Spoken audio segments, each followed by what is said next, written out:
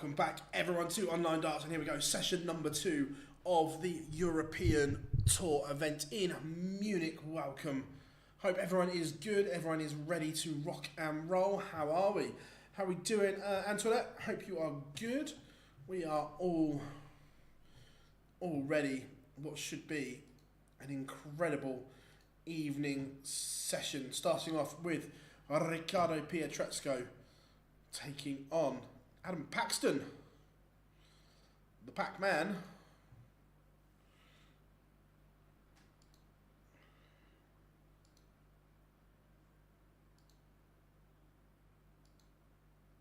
And Pietrezco has the darts. Hope everyone is good. We are all ready to rock and roll, everyone. Hope you had a good couple of hours in between whatever you were up to. But let's do this. Let's get this show on the road.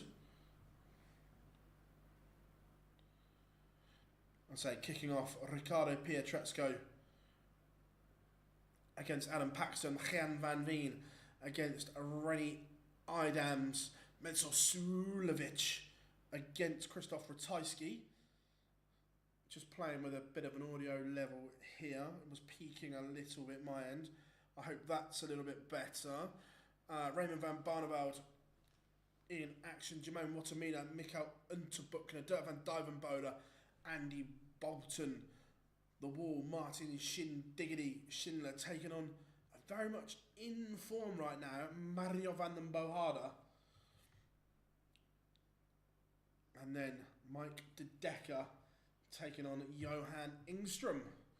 But chat room, hope you are all good.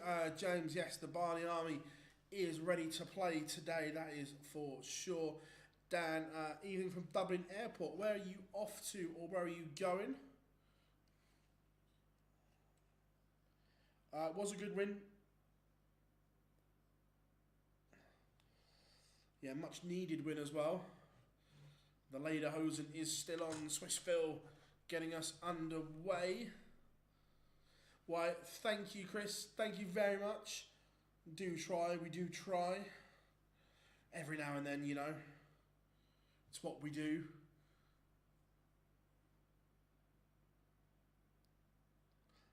How are we doing? Wayne, hope you are good, buddy. Hope you are good. And like we say, hope you're having a good Easter, whatever you are up to, but spending it with us, covering the PDC European Tour. Event number 4, Adam Paxton walking first. That's... hope you had a little sleep. No, I stayed here, to be fair. Just working on a few bits.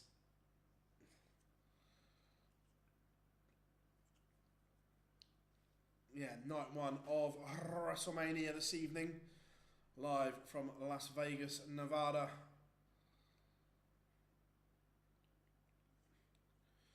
It was good to see Becky Lynch on the red carpet last night. She's in Vegas. Could we see a surprise return for the man?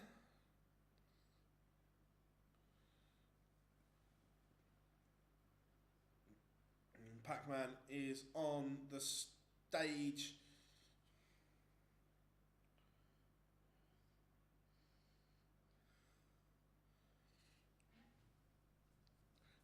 Evening, Mark. Hope you are good, buddy. Good to have you in.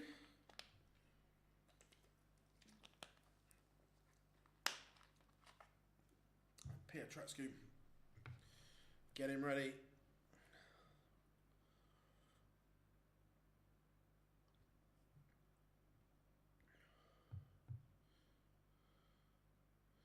So walk on.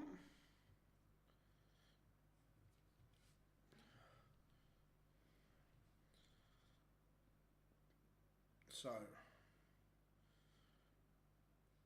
again, experience could play a significant part in this contest.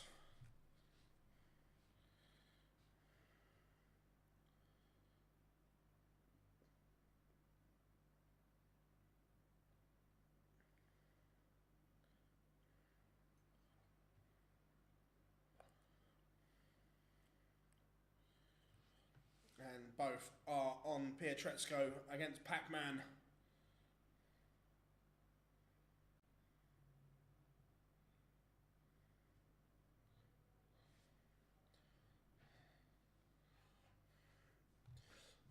How are we doing, James? Good to have you in, buddy. Pleasure what everyone is up to this Saturday evening.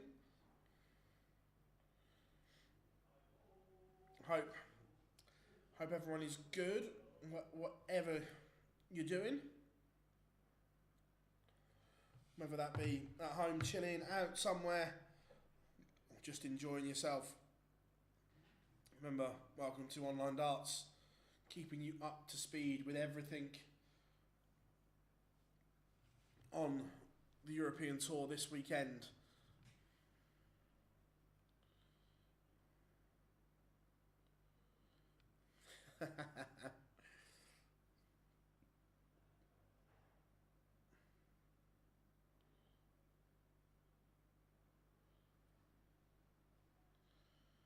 So, Pietrezco has the dart and will get us underway.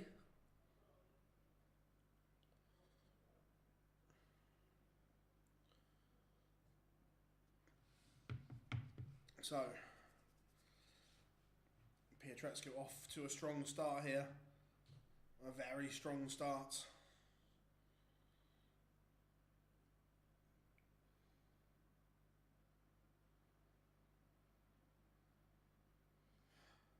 Yeah, I need to stop at the shop on the way home to get some supplies. God, come the end of Monday, I'm going to sleep well Tuesday, that's for sure. Literally no sleep this weekend. A fabulous 11 dart leg from Riccardo Pietrezco to kick us off. I had a really exciting chicken and bacon sandwich, sweet chilli crisps, and a drink. Maximum for Pietrezco.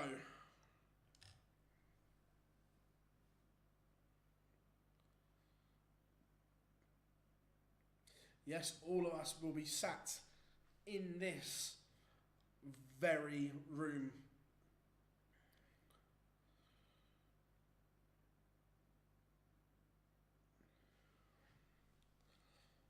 Don't get me wrong, we're going to have to spin it a little bit and make it all good, but looking forward to it, I have to say.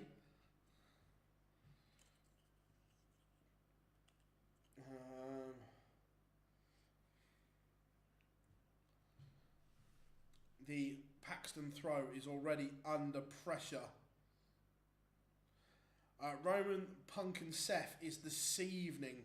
It headlines night one.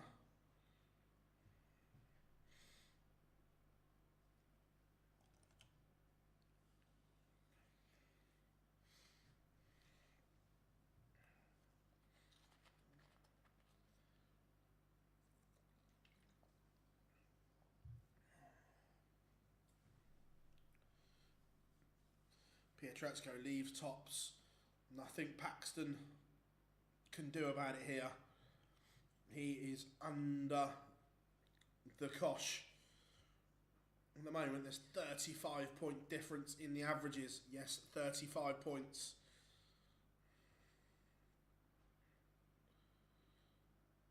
As Pietrezco looks for a 2-0 lead. And look, it's not ideal.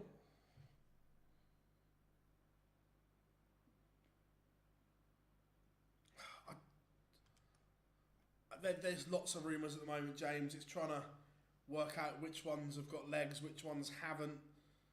Look, Austin is in Vegas. We've seen that, as is Becky Lynch. Will we get the man returning?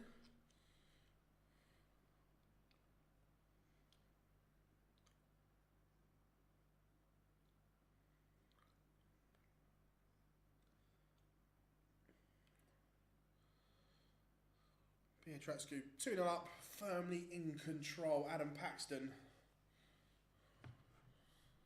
has a lot of work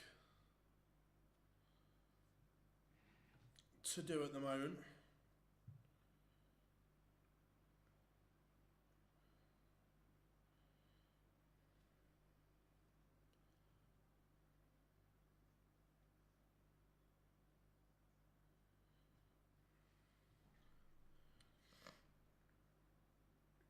But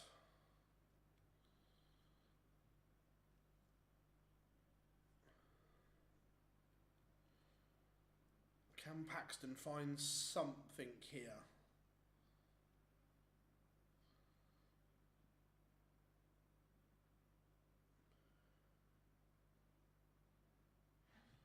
Ton gets him in front, but there's a real chance here for Paxton to break back.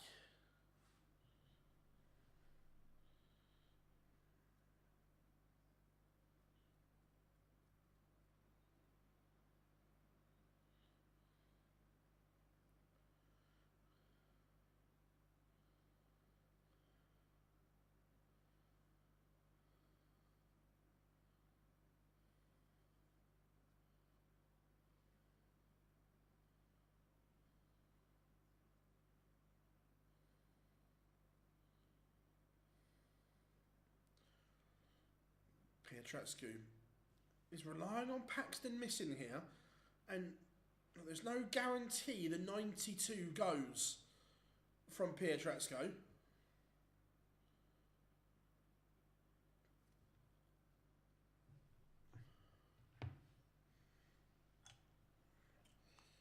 It's got a better chance now, and it does. Paxton missed opportunity.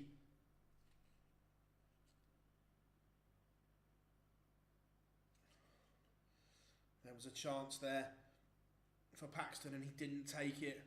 Finds himself 3-0 down again. Only averaging around 85 at the moment. That's not going to cut it. Pietreczku averaging just over 102 right now. That's a big, big deficit. Something that he's going to have to try and overcome.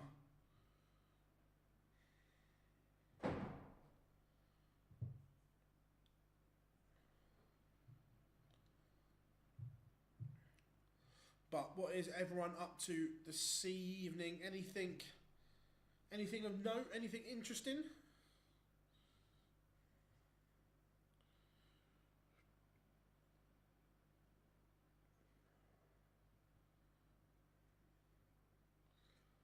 Paxton leaves 1-2-1. This is on his own throw. So they just need something to build on, a bit of momentum to get him into this contest.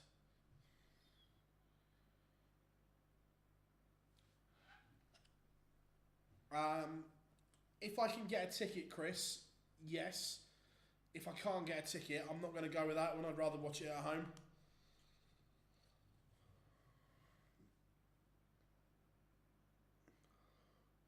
The worry is that we're going to play Bilbao in Bilbao, so any spare tickets that the locals get aren't going to be available.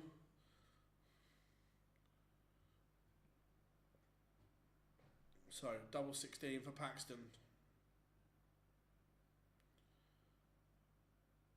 Takes it, big leg, that needed that to go. Nice answer, that nice. I think Bilbao get past United as well. Unless they play Harry Maguire up front from the start.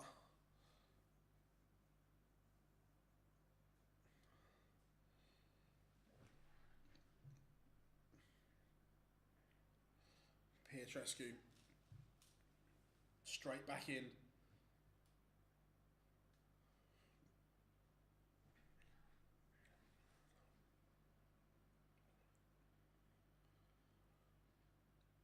Already this leg looking to be too much for Paxton.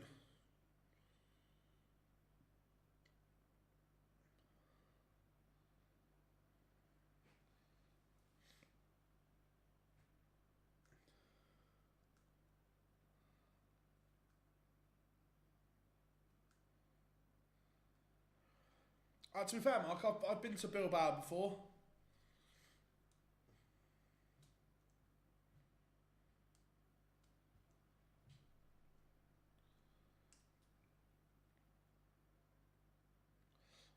You're the first one to say anything, Anna. Everyone else has said it was... Well, no one else has said it's alright. I can turn it up a little bit, but then I'm...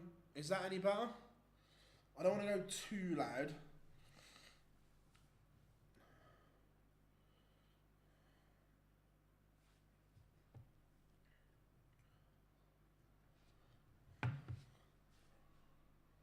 4-1 to Pietrezco.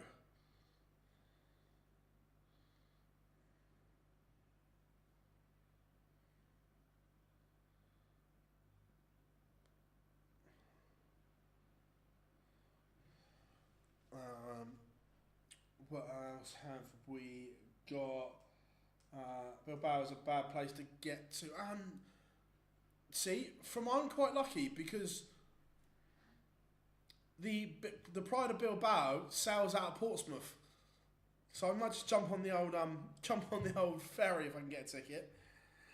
I thought the Premier League on Thursday was good, feeling nice. I might just be critical, but I said it before. I think Rotterdam's overrated. I really do.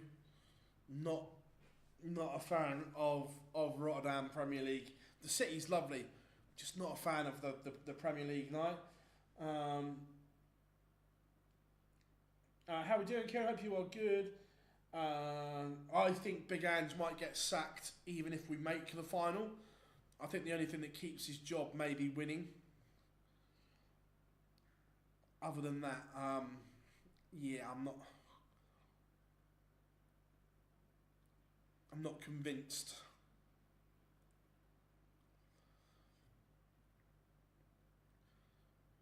Paxton has missed the chance for 4-2. Pietrezco, if he keeps them straight, we'll get a dart for 5-1. Oh, he didn't mean to do that, but the double, and it goes.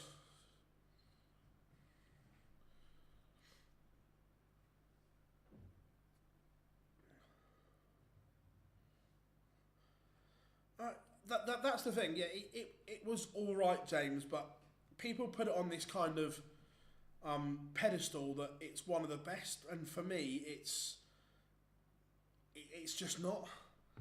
I don't think it even makes top 5 of my venues.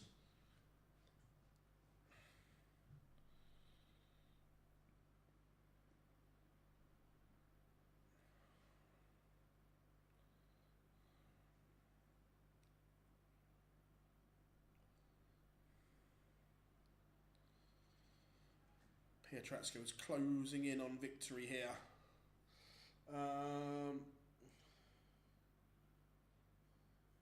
How are we doing, Darryl? Hope you are good.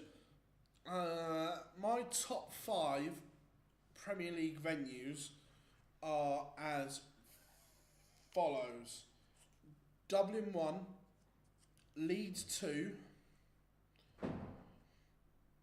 They're the top 2 for me. The Leeds atmosphere is superb. Glasgow 3. Then I think I'm going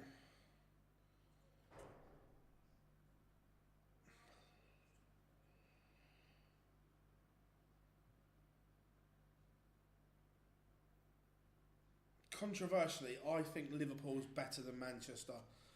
So I'm going Liverpool and Newcastle as my top 5, I think.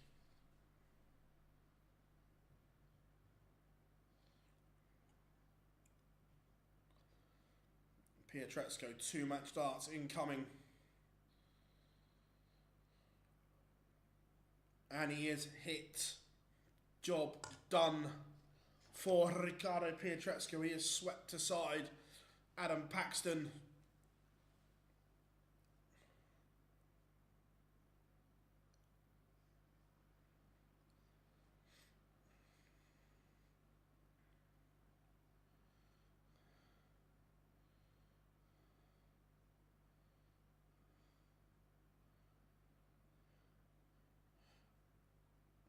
Gary Neville. To be fair, look, from that point of view, but there are, as a city, controversially, I think I prefer Manchester. Don't get me wrong, they're both nice cities, but I think I prefer Manchester as a city.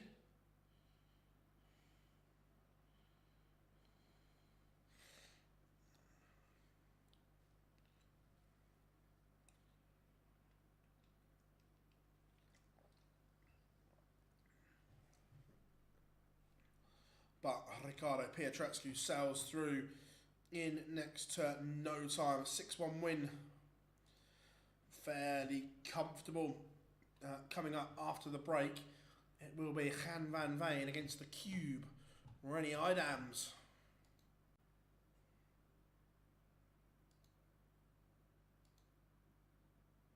And Van Veen has the darts.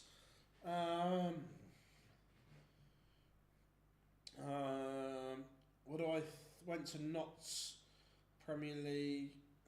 Yeah, I'm not a fan of those. That's why I didn't put Belfast in there. I'm not really a fan of these ice rink venues. I just don't like them. And there are a few ice rinkers, which I'm not that keen on. What are your thoughts on Brighton? It's okay. It's one of the smallest Premier League venues. It's all right. The city's good, but as a venue, it's okay.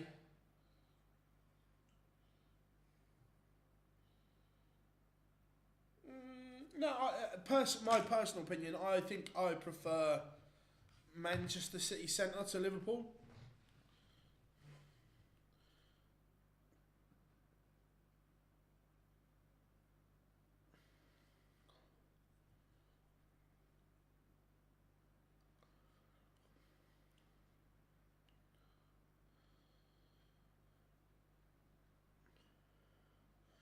But yeah, the Premier League, the ice rink venues just don't cut it for me. I'm not overly chilled on them. It's just like meh.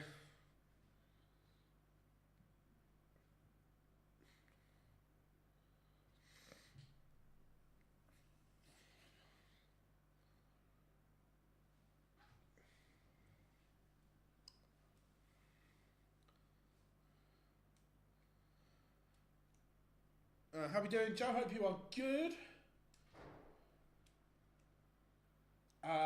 The Gilder Dome in Boston did leave a lasting impression. I'm not sure if it was a good one or not, but it left an impression. I'll give you that one.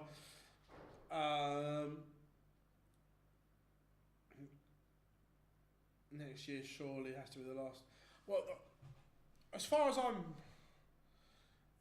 I know, Chris, they haven't even started building the one in Newcastle yet, have they? So it's going to take a good 2 to 3 years, probably. Mark, I'm a massive casual on snooker, so I'm not the best one to say. Like, I like watching Ronnie, but I don't follow the tour enough. No, I hope Ronnie or Mark Williams win it. As long as Shaw Murphy don't win it.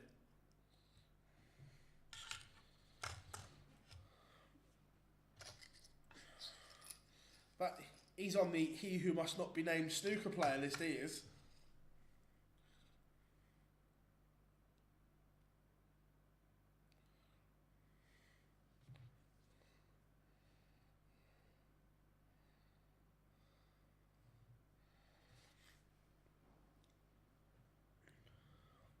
Pictures are back.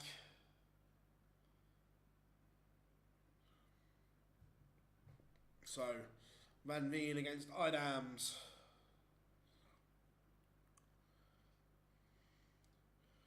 Mind you, he's not so much cube shaped anymore, is he? So I'm not sure. Can he still have the nickname the Cube?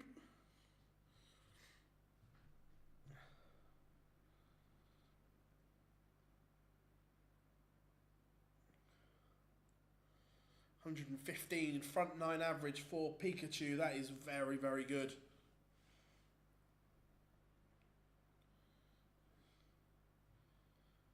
Yes, he did. No, nothing wrong with that.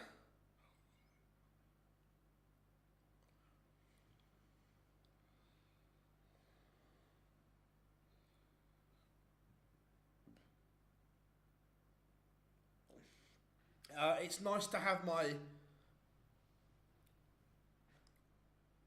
It's nice to have my place back. That it's not a working environment. Did you see? I saw bits of the Pat McAfee. I didn't see it all.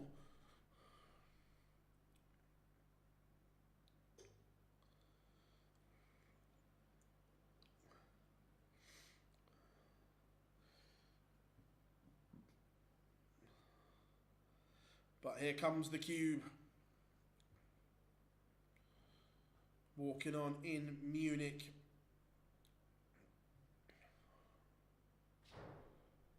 Yes, you're on TV, love.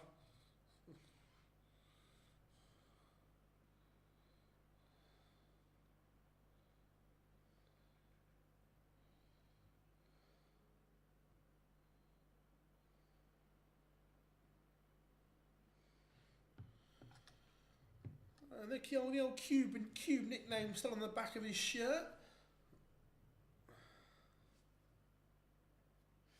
After watching the whole...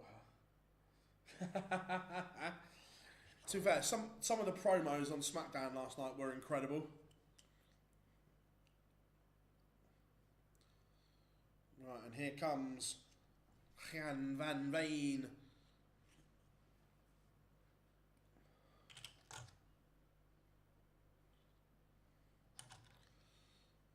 Getting ready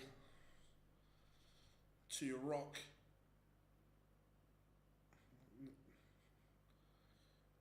Again, such a good player, this young man.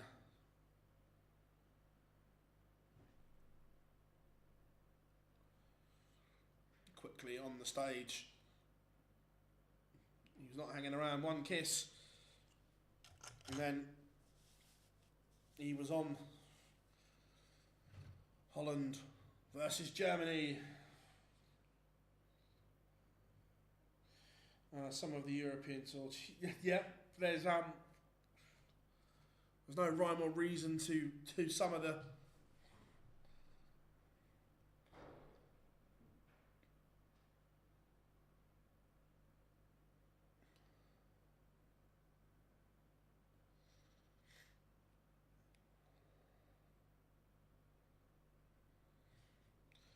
but we are ready to rock and roll. Match number 2 of 8 getting underway.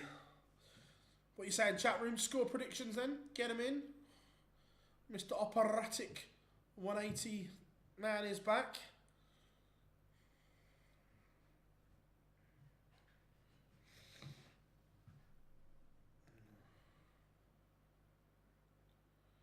And interesting, we don't see a lot of Eidams on tour playing anymore.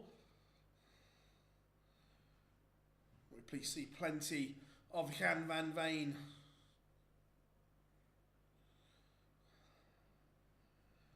I wonder if he's on standby for the World Cup or been told not to book anything.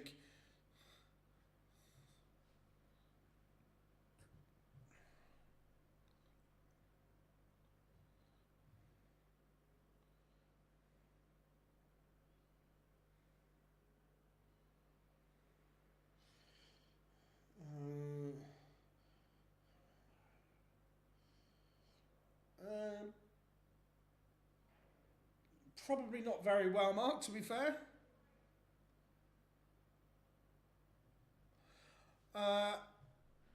Annie, no one else has said there's been a sound issue. Everyone else has said it's all good.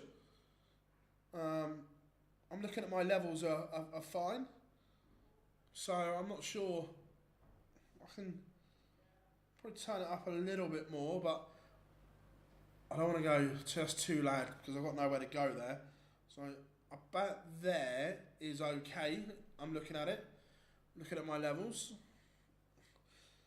This is the thing, obviously, don't have a producer either, so I'm doing everything but Van Veen.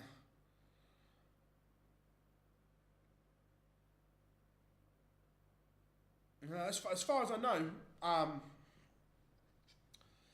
Mark, I haven't heard anything, but look, with MVG, you never know. He kind of pulls out late if there's an injury concern or something, which will be why I said, will Van Veen be on standby? As far as I know, Gary's playing.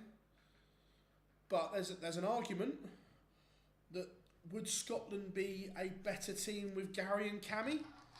Look, we've seen Peter play good games, but consistency is the issue. Would Team Scotland be better with Gary and Cammy?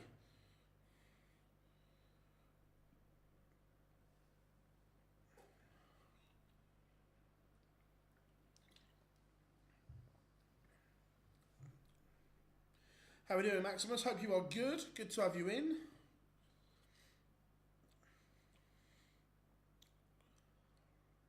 Van Veen is just asking a few questions here of Rennie Eidams early.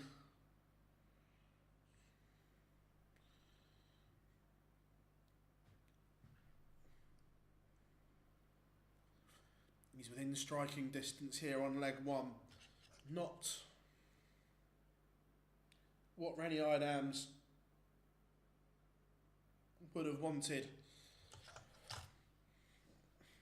Would have preferred a nice easy holder throw to get us underway, but that's not going to happen. Van Veen has piled the pressure on this 89. Now he's asking the questions. Got an itchy ear, Maximus. If I had one, I would, but I needed to scratch it, and that was the only thing that was usable. And it is 2-0 to Van Veen. He has broken early. Now the cube has it all to do.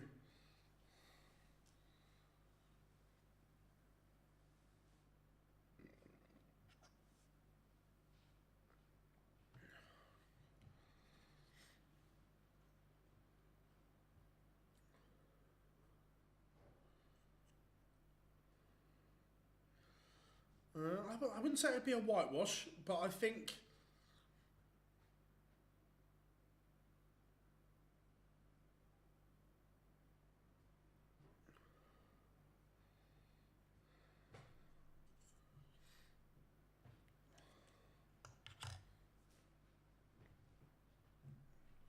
Van Veen just not at all comfortable. He just doesn't look himself up there at the moment. Like, still got work to do for Van Veen. Because Eidams has effectively taken the darts here. Who would my money be on? Probably, it's hard to look past Littler because of the form he's in. But if you're looking outside of that, I think maybe Gerwin Price is a good bet. Who's here from the Prem? Littler, Price, Van Gerwen,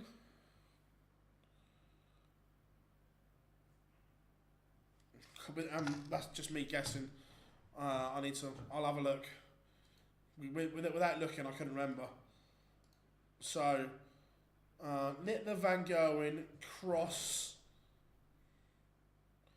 Price. So, 1, 2, 3, 4 of the 8 are here.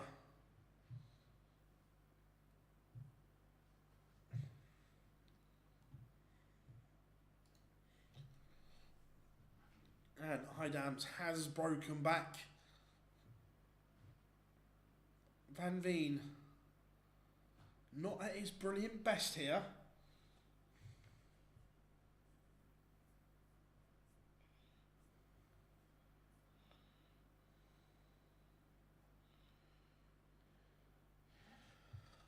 Mark, you would say it should... I haven't heard anything, so I genuinely don't know. But yeah, it can't be too long.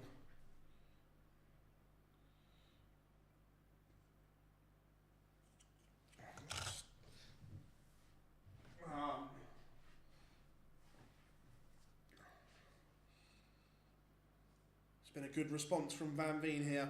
He had a bit of an off leg, but now he is in the groove, in the mood.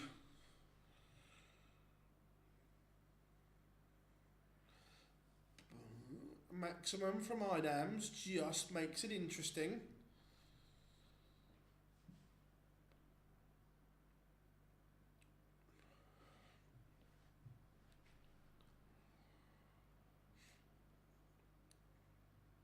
But he may not get a... Oh, that's brilliant from Eidams. He pins the bullseye. And he is level from 2-0 down in the blink of an eye. Rennie Eidam, the cube, levels things up with Ham van Veen.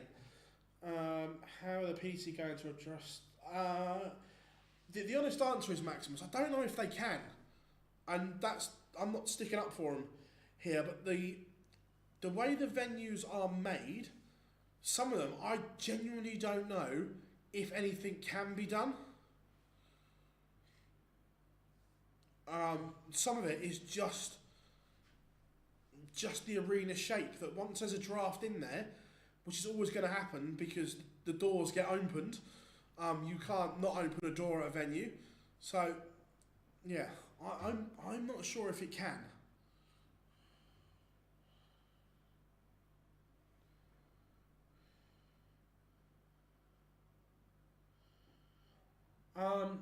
If you'd have asked me a month ago, I'd have said maybe, but the fact Bo has spoken so openly recently about she's had some issues with anxiety and playing on the pro tour, I'm not sure that she'd take a card at the moment. Look, we'd all love to see Bo on the tour, but I'm just not convinced it's going to happen yet. I'm really not.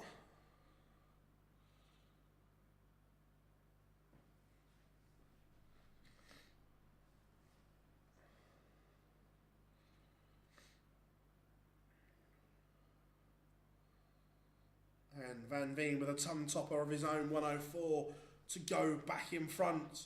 Good stuff from the young man.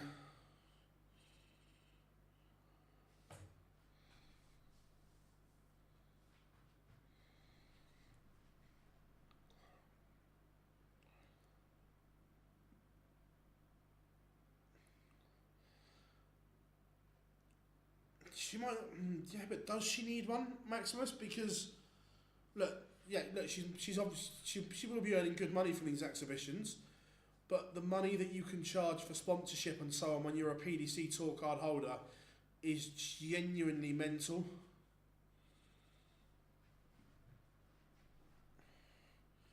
The exposure you get as well from being on tour is like nothing else. That if you're not, and this isn't just Bo, by the way, this is in general, if you're not playing on the tour regularly and in the public eye all the time, people forget about you. And look, playing at Lakeside, is that enough to keep you relevant? I'm not sure.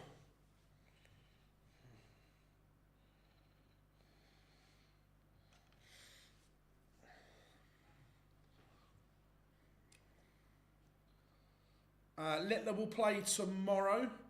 The seeds come in from round 2, so you'll see Littler tomorrow evening.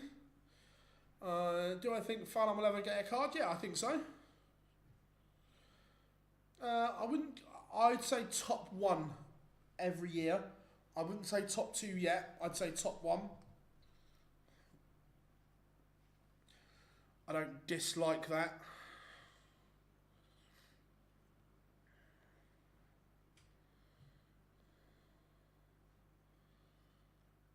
Van Veen. Shh. Shh. Nothing to see here. Nothing to see. Nothing whatsoever going on here. Oh.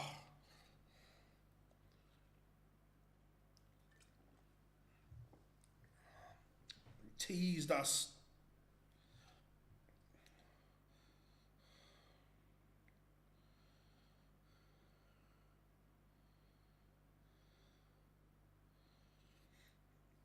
$82. Oh, cheeky from Van Veen.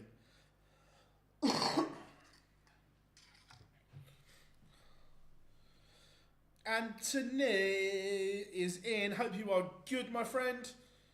Hope Texas is nice and sunny. But Van Veen looking at double 16 for 5-2. And there we have it. He's now 1 away.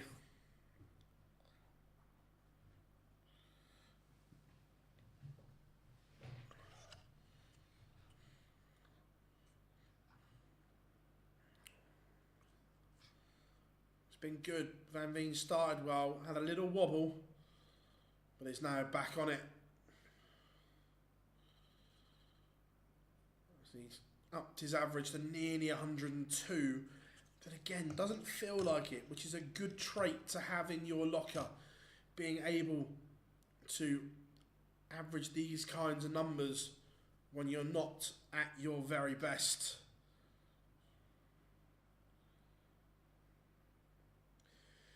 Speaking of America, interesting to see Jules was picked.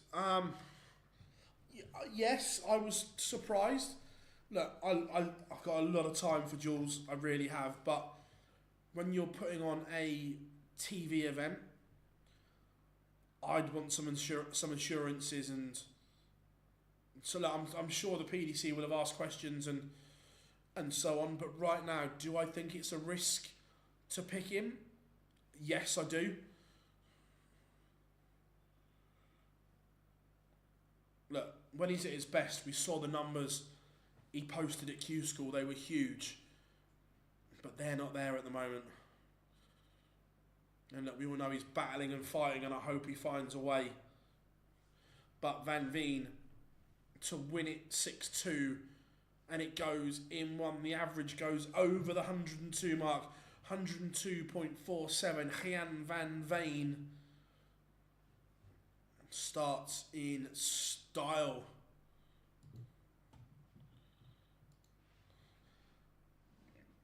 So coming up next, we have a proper old school match. Mensur Suljovic against Krzysztof Ratajski. Now that is one to get excited about.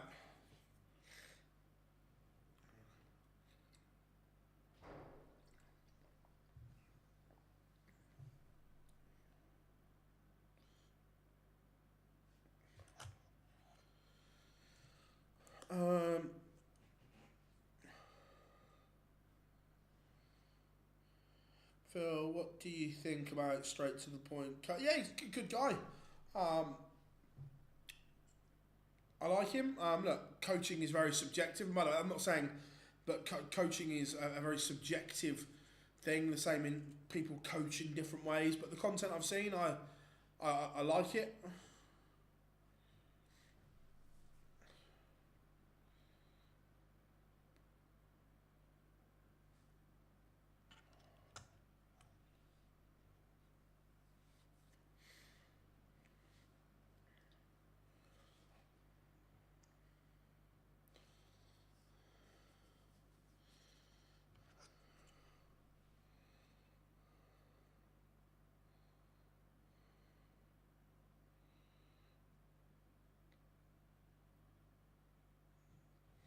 But Van Veen goes through.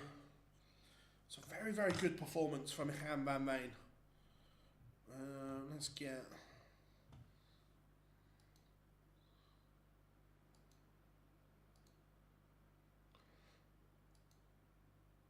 Ratajski has the darts.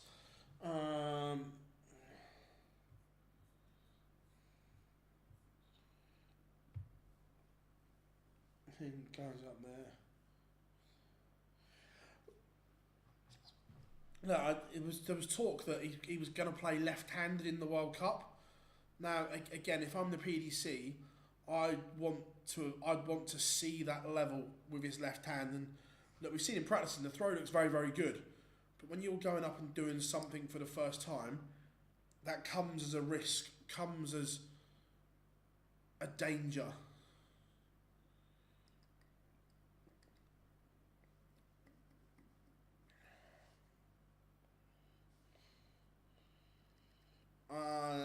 I want all three of them to win.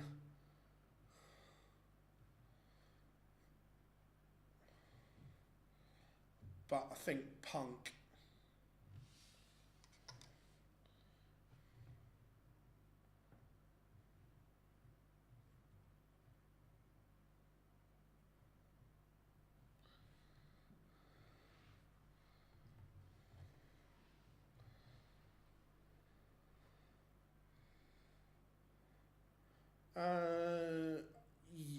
Yes, Mark. I didn't know. I couldn't tell you was in it. Look, you don't get to a Champions League semi-final without having a chance, do you? Let's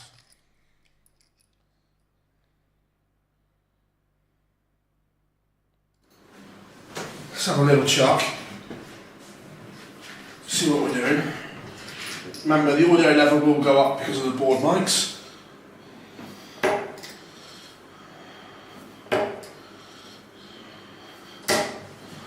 3 straight to start the time off. You through them?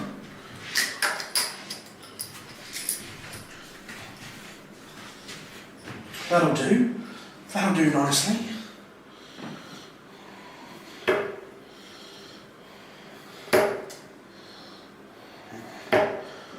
$60.85. What's going on here?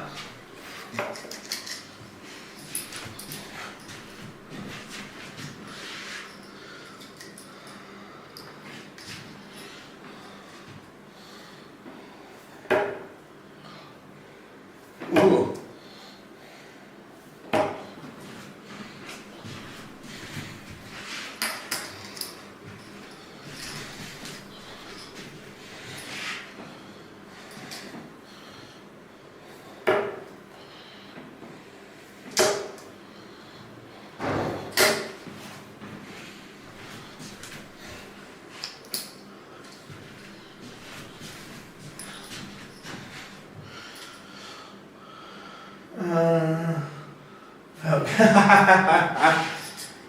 I am throwing the original unicorn Colin Lloyd dart.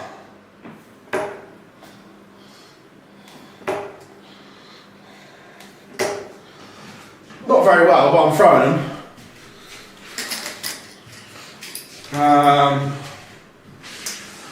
Mark, thank you very, very much, mate, for the super like. Thank you. Massively appreciate it.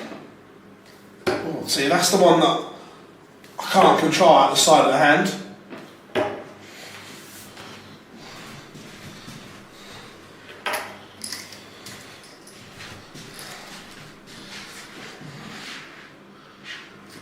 But thank you very, very much for the support, mate.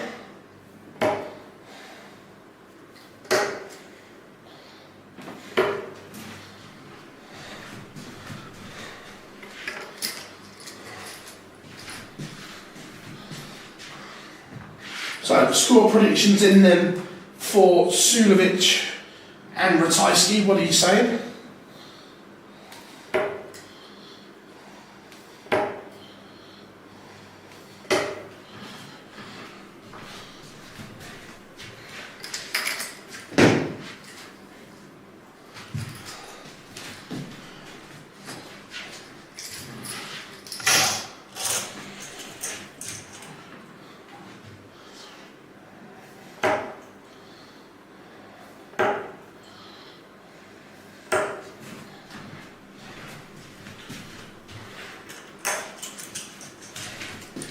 A minute until we get pictures back, so let us know.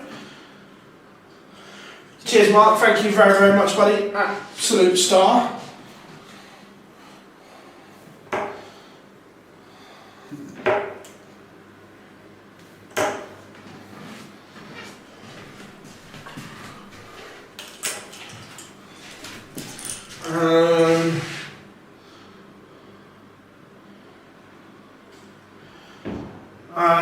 Maximus, thank you very much. Phil Magnus, I love that, mate. One of our members for 6 months, mate. Absolute pleasure.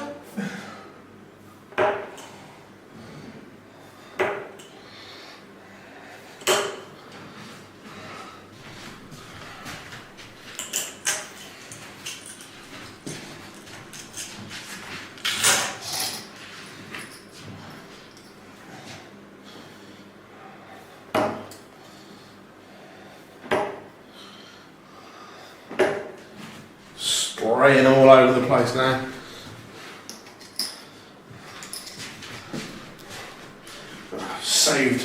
Saved by the darts. There we go.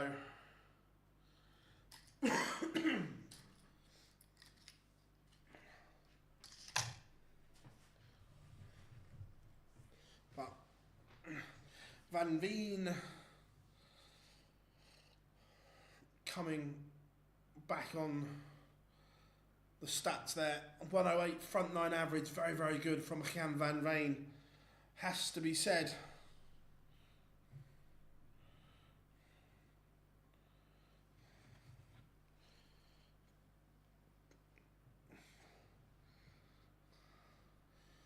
But Ratajski against Suljovic, I'm looking forward to this game.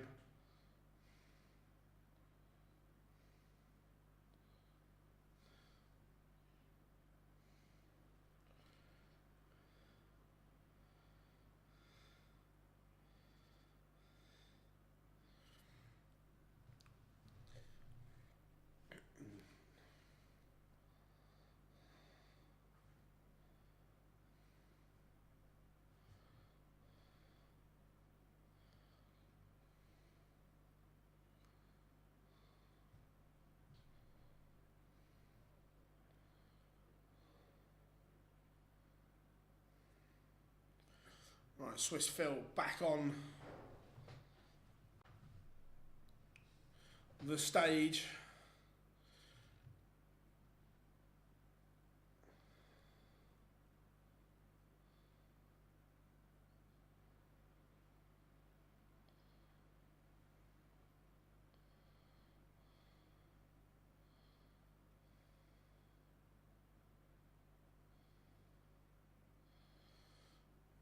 And here we go.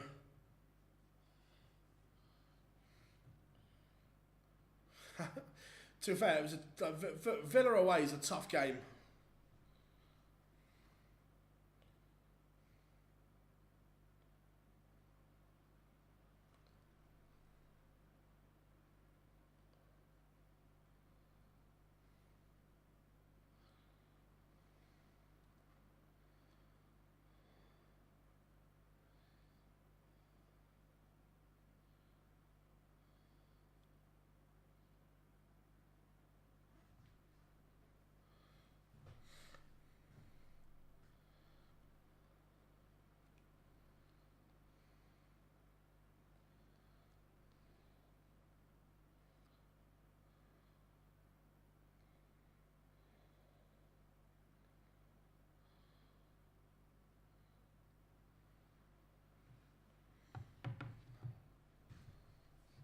Simply the best. That's what Suljovic walks on to.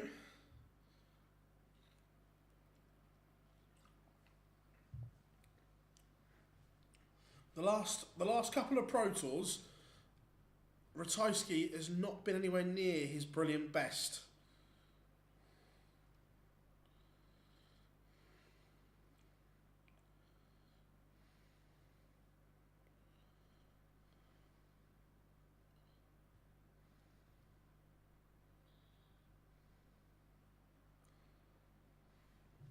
But Ratajski on stage.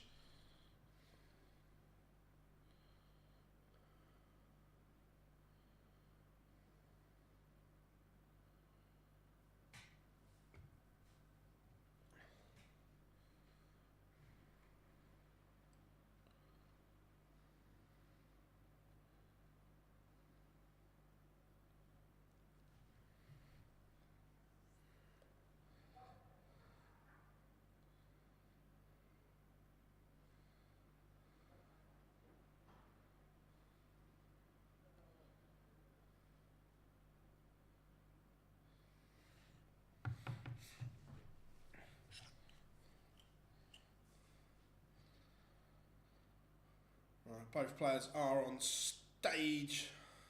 So here we go.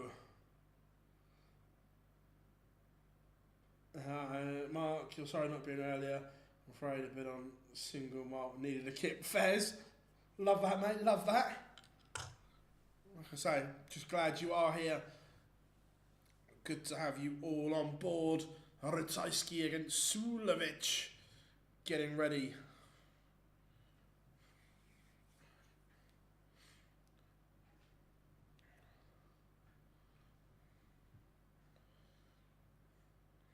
I say Ratajski not been at his best on the Pro Tours. We'll need to try and put that right.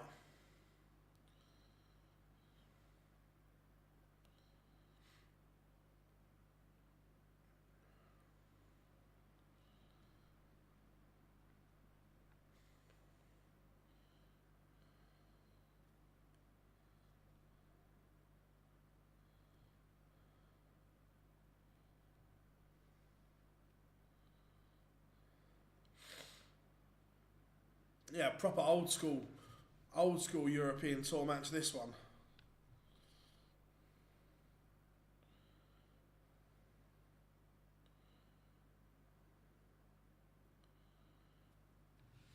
But here we go.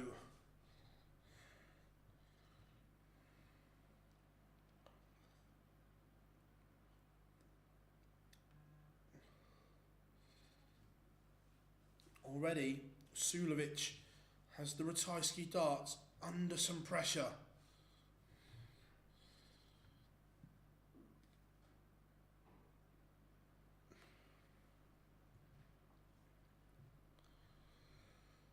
And Suljovic has made a mess of setting that up. I'm sorry, Ratajski has made a mess of setting that up. So Suljovic has time for this 158. Only 60 is not the best setup there. Ratajski can potentially rescue the situation.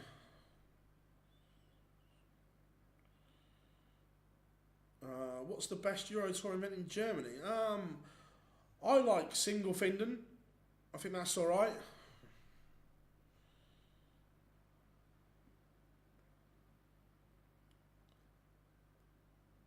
Neither player really settled here. But that will settle Suljovic. Brilliant 98 finish for the Gentle.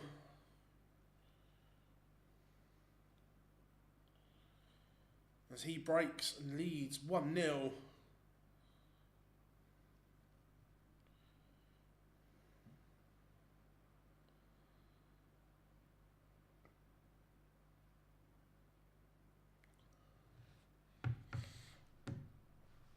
I say, Ratajski not been at his brilliant best of late.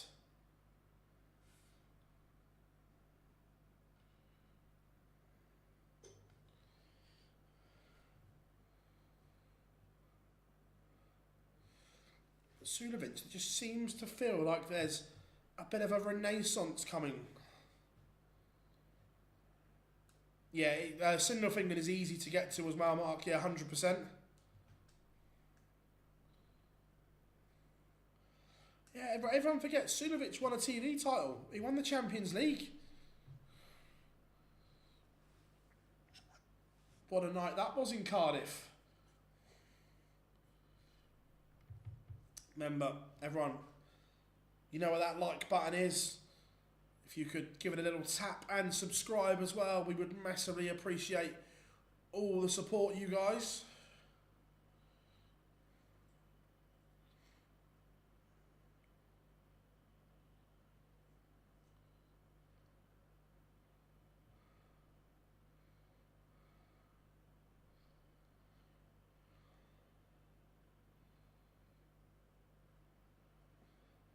I meant to let he is flipping, but you feel like he's just started to play okay again. There's been some big performance from him, especially on the Pro Tour. We've seen some really good numbers from Monsieur.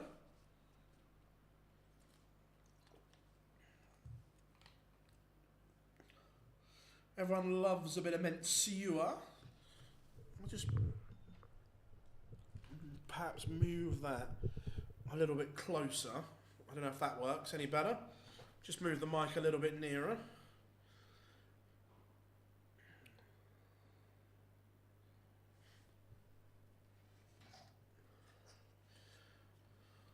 But Ratajski with a fabulous Shanghai, in the blink of an eye he breaks back and levels 1-1. I like Christoph. A lot of time for Christoph. One of them is playing mark, and that is Mr. Littler. Luke Humphreys having the weekend off, and the top boys, I don't blame them. They've got to manage their schedules better, in my opinion.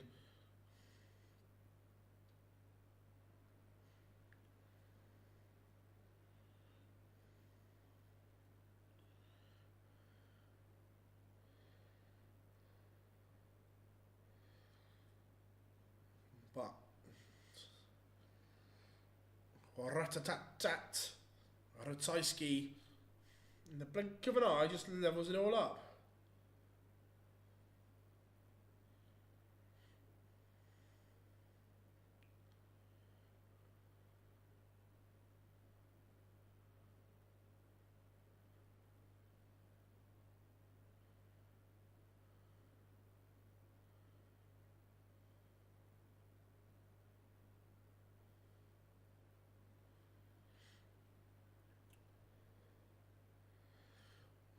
Ratajski in control of this leg on throw.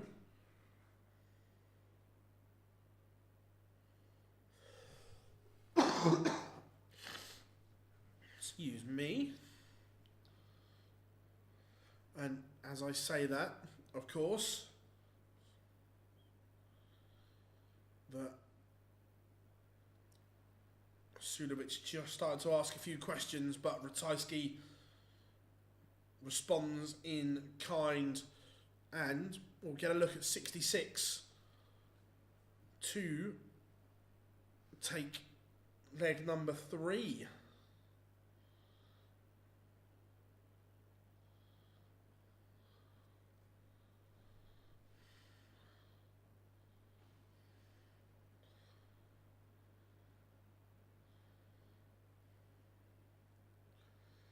Two 2-1 Ratajski leads. This is good.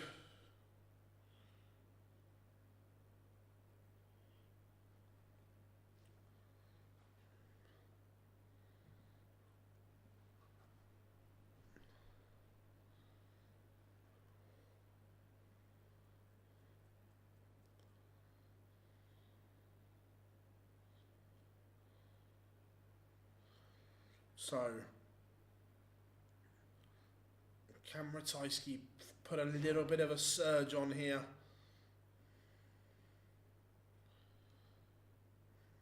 Or will Ratajski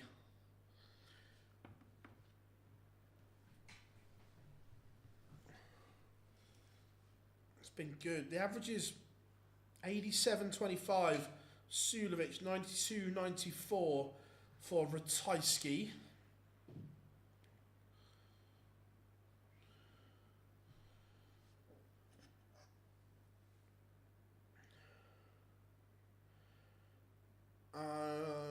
Do I think MVG has another world title in him? Right now, no. Do I think he'll recover the situation and rediscover himself? I hope so.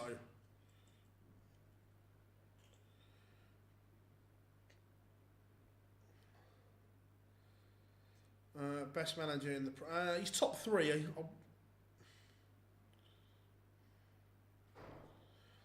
I still think Pep's the best.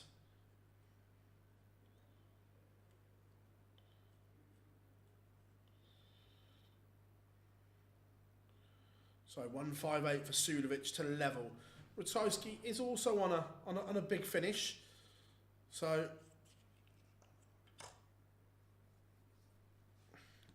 double 19.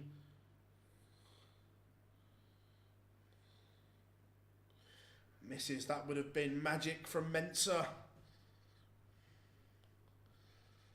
Will Ratajski return the favour and get a go at a double for this 150? He might. Oh, not this time.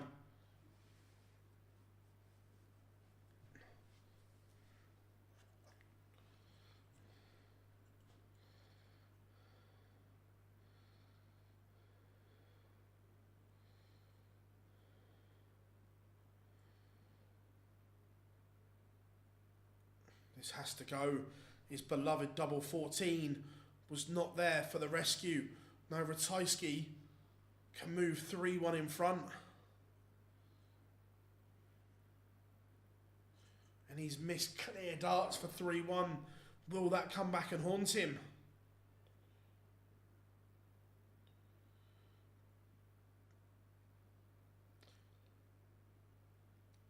Yeah, but the way he coaches football teams, Chris, is remarkable. Look, for me, he's better than Emre.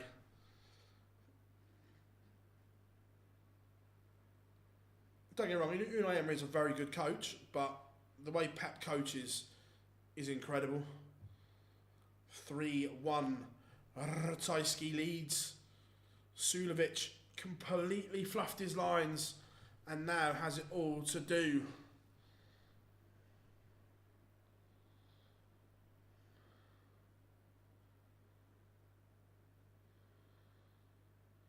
I think he'd do well, man. And look, you think Villa have also spent a lot of money. I agree. Look, it's not in City terms, but the fact they had to sell players from the youth team this summer to balance the books tells you that Emre has spent money.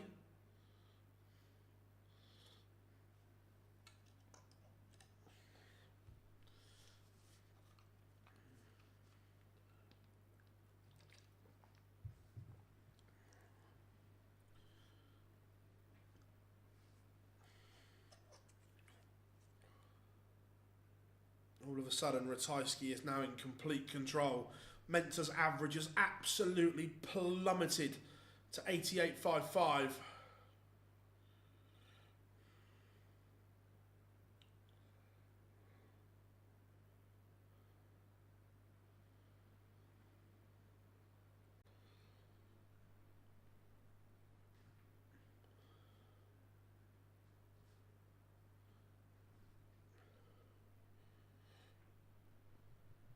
Controversially, Chris, I think Brendan Rodgers is overrated.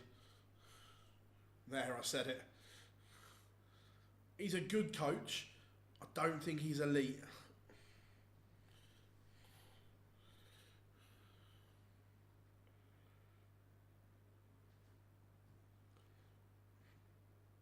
Ratajski coming back for tops for 4-1.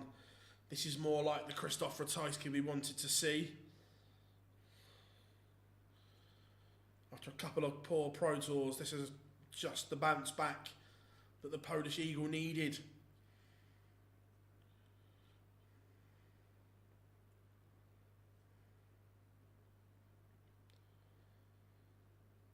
I said, Chris, good coach, not elite. I wouldn't want him at Spurs. Oh, where has Suljovic burgled that from? That's brilliant from Suljovic. Ratajski misses tops, 5s, 10s and 5s. And Mensur Suljovic has produced a brilliant 1-2-5. I want to see this stream. Please go ball 25 ball.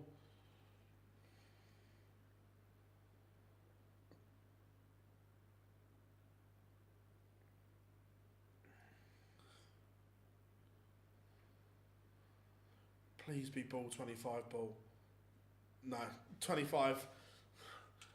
Treble 20 tops. That is majestic from Suljovic. I've got from these. Toby's always sick of watching the match. He's not been told regarding down under yet. He won. Interesting.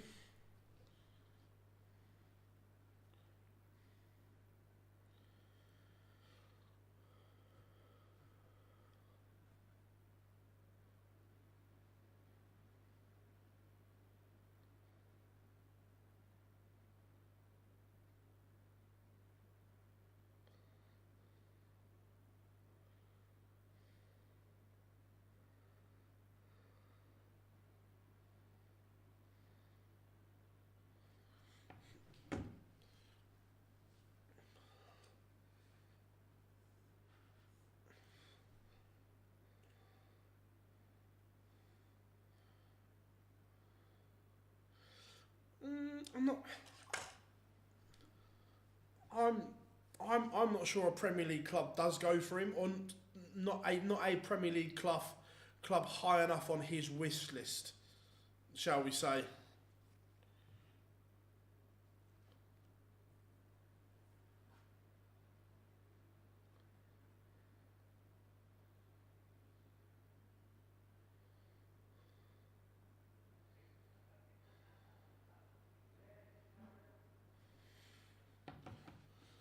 No, 74 for Ratajski. Big moment, big hit from Christoph. He missed last time out, but that's a tidy little finish.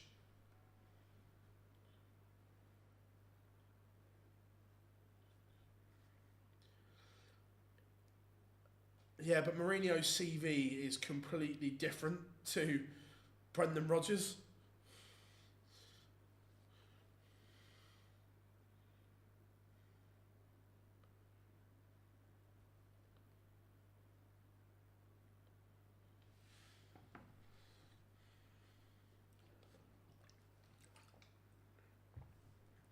Ratajski. For every good thing he does, there's then just this slip which lets Suljovic back in. This is the frustrating thing for Ratajski at the moment.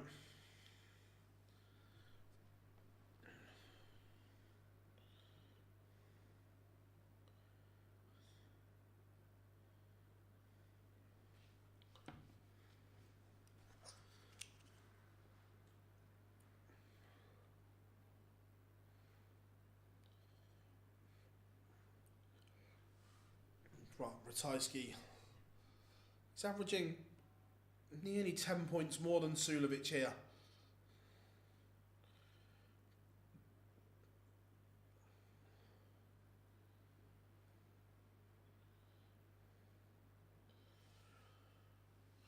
But can the gentle find a route back into this contest? It's going to be tough.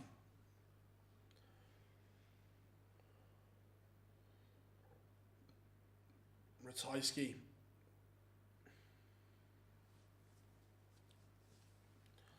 This would be a big win for Christoph. Building some confidence.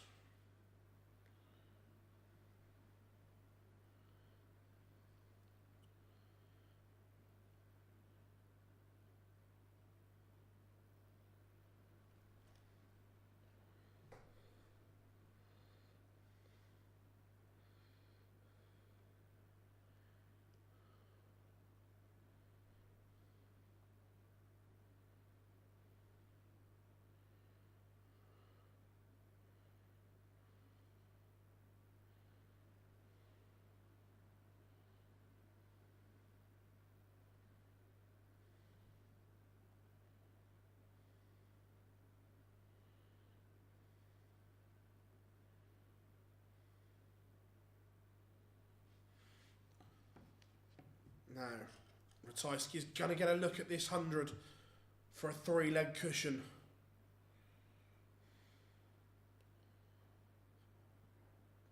He's going to get 2 at tops. This is huge.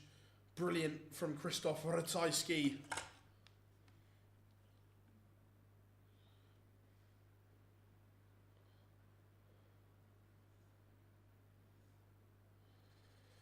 Suljovic will now have to win 4 on the spin. Unlikely. When you're only averaging 82, it's hard to make a case for him.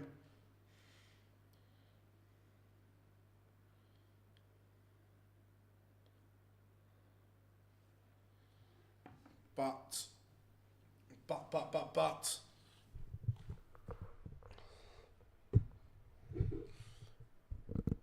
Can he find a way in? Or will it be too much?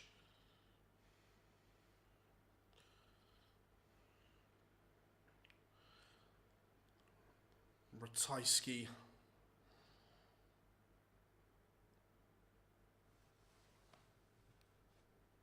Closing in on victory.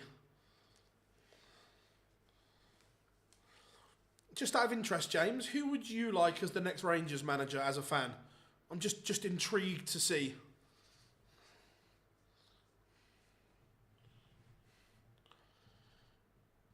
Suljovic has got 6 to win this leg, but this is on his own darts, remember.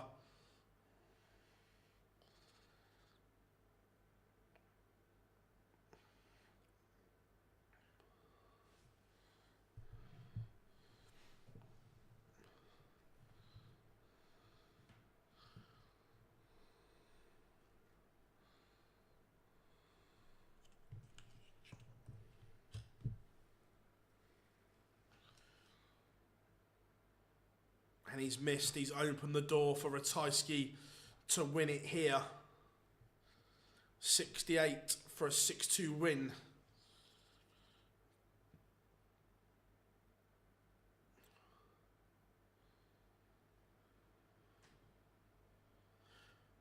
Match starts have come and they have gone for Krzysztof Ratajski. Can Mensel Suljovic rescue the situation?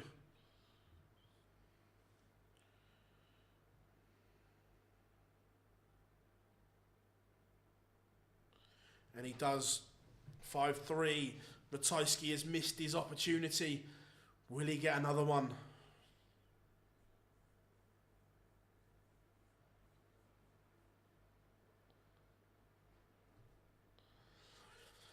To be fair, look, as a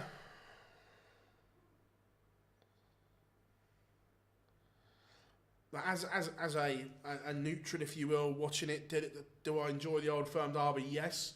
But I think both teams, I don't think Celtic are that good a team. If I'm being honest, I look at them and I think, nah, they're all right. Rangers are a long way off. But if there's money available, I don't think it would take too much with a good manager to bridge the gap to make it competitive. I'm not saying they overtake them, but I don't think it would take a lot to bridge that gap. Why are Nordor, Red Dragon and Winmore have individual branding or... Oh, sorry. Look, Nordor's the overall parent company, and then you've got Winmore, Red Dragon.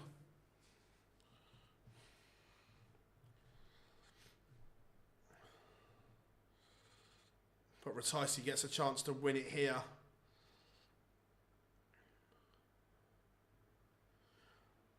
Lorraine will run you through the results at the end of this game for you.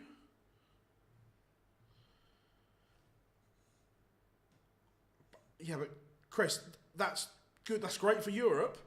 But the games I've watched in Scotland, like the Scottish games, you've not been that great. And if that's the case, a bit like Manchester United, the players need to take a look at themselves, getting up for certain games and not others. Every game should be the same. If they can get up for those big games, brilliant. But the ones that I've watched at home, as in the thing, some of them have been shy.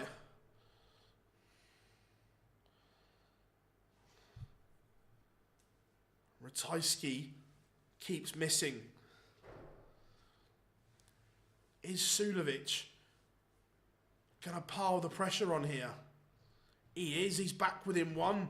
He's broken Ratajski. All of a sudden, this game is interesting. Chris, just because you're 20 points clear and on for the treble, does that say more about you or more about the standard of opposition you're playing? Because I think it says more about the standard of opposition. I genuinely don't think any team in Scotland is good.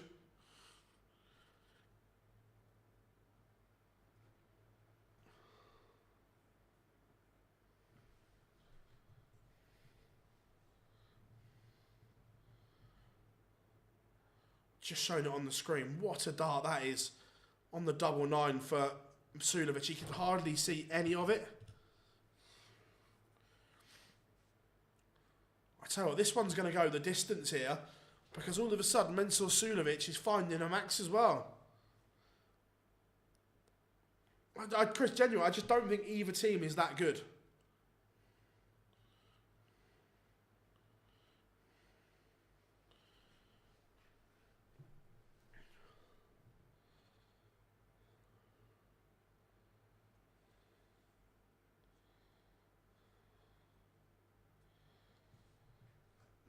Menzel Suljovic has been to the Johnny Clayton School of Counting, the old 169.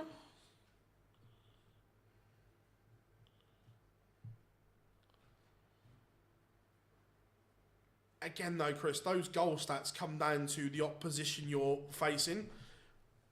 I don't think, or put it this way, I don't think that Celtic team, from what I've seen, granted it's not every week, I don't think that Celtic team are a Premier League team.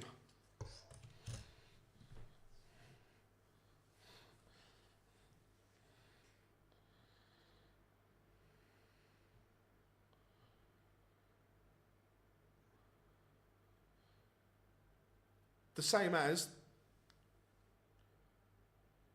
Liverpool are walking the Premier League, and I think it's a poor Liverpool team. That this Liverpool team that has walked this year's Premier League is not a patch on the last couple of Klopp teams, but they're going to win the Premier League.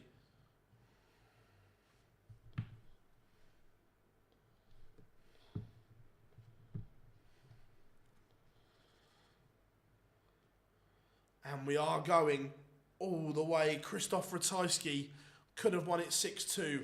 Could have won it 6-3. Now all of a sudden he's embroiled in a last leg decider.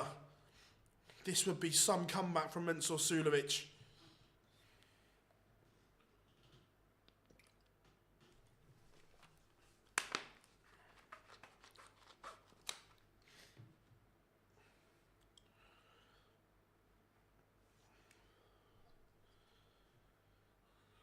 How does Ratajski recompose himself?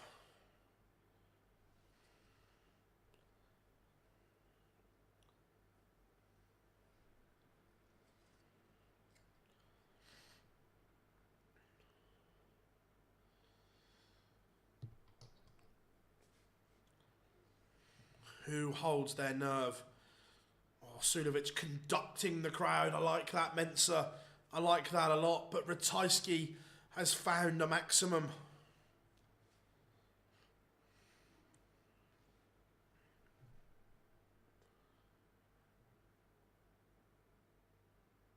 And Suljovic finds one of his own. It's gone bonkers. What a last leg decider this is.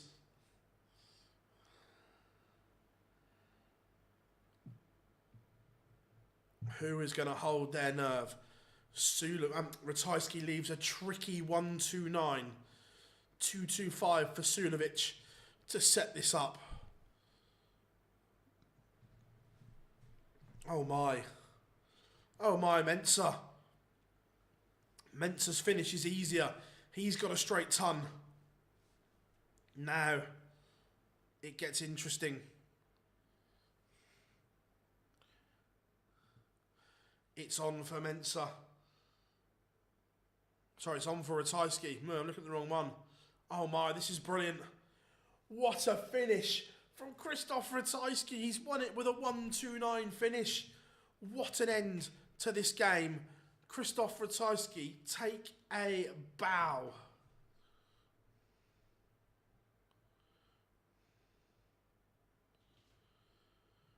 Wowzers. Wowzers.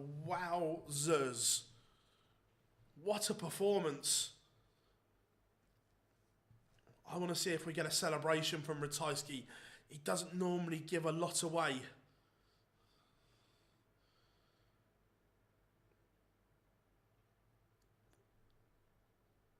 Stunning. Oh, he doesn't, does he? Oh, I thought he was going to go double-double. Yes, we get a big roar from Ratajski. A big roar. What a game that was. We said it was an old school Euro Tour game, and it lived up to all the hype. Someone just asked, I can't remember who it was, my apologies, but this afternoon, Ryan Joyce beat Andreas, however you pronounce his surname. Mickey Mansell beat Richie Edhouse. Madas Razma beat Rob Grundy. Cam Crabtree beat Luke Woodhouse. Neil Zonneval beat Daryl Gurney. Scott Williams edged out Wessel Nyman. High quality contest. Kim Hybrex bageled Finn. Cameron Menzies somehow beat Kevin Dukes in the weirdest game you've ever seen. Then Ricardo Pietreczku beat Adam Paxton. Jan van Veen beat Rennie Eidams. And Christoph Ratajski has just seen off Mensur Suljovic.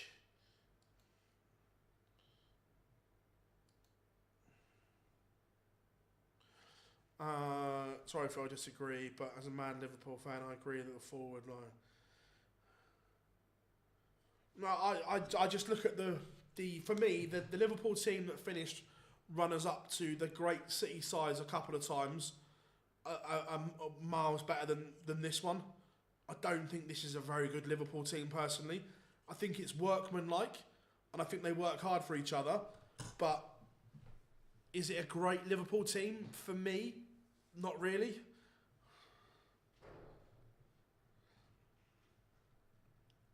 I think a couple of the Klopp teams that finished runners up would beat this Liverpool team. Also, I'm interested to see. Look, obviously from one point of view, it's great that Salah and Virgil van Dijk have re-signed, but the amount of money you are paying them is going to have a huge impact on your ability to spend money in the summer, because they are two huge contracts, like ridiculous contracts. Fair play to Salah and Van Dijk's agents, but they've had Liverpool's pants down a little bit with those deals. Was it 400 a week for Van Dijk, 450 for Salah?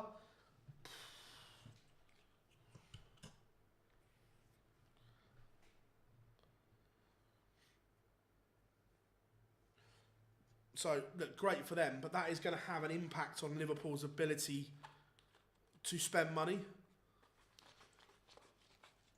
Again, because of a silly deal, Liverpool win the Premier League. I think they've got to pay an extra 20 million euros or 25 million euros for Darwin Núñez as one of the add-ons. So again, that's money they've got to spend.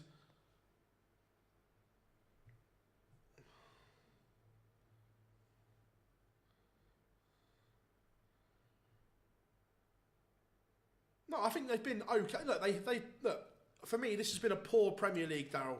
From top to bottom, not just at the top. I think all round, overall, it's quite a poor Premier League. And I think Liverpool have been the best out of a bad bunch. I don't think this has been a great Premier League season.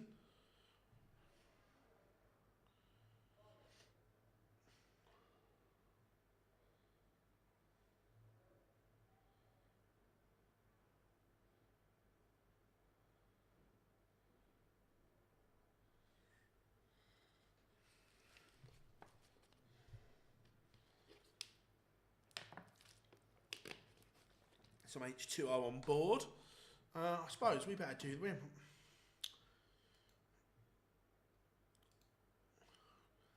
If you've been playing with your audio levels, you might just want to just turn them down a second, because we're going to do this. The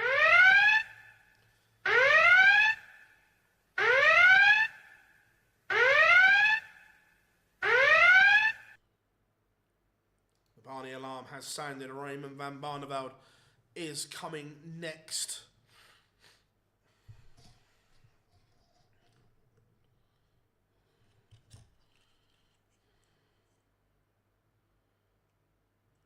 I don't mind saying Liverpool have been the best team in the Premier League this year, but I don't think they're a great side. I think they're a good side. I think they're organised under Slot, but I don't think they're a great side.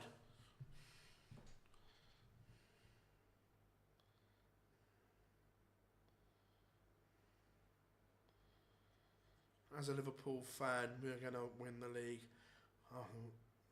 But I'm interested to see, look, how much those whopping contracts are going to affect Liverpool's ability to spend in the summer. I really am. Obviously, Trent going on a free, so there's no money coming back for him. And those two huge contracts are going to limit what's available.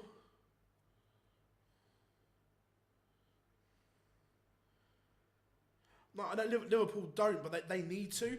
Look, again, just my opinion. Look, I'm not saying I'm an expert, but just looking at what I see, Liverpool probably need.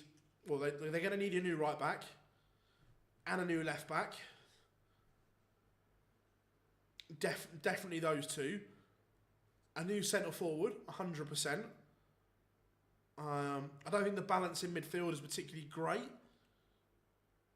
So all of a sudden, there's 4 players straight away.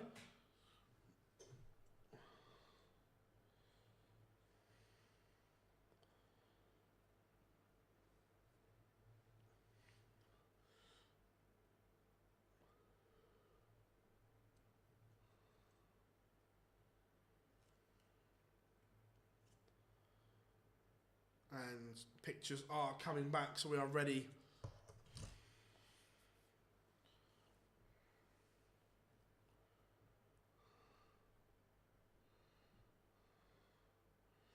Well, can you see Seth stomping both Punk Raymond?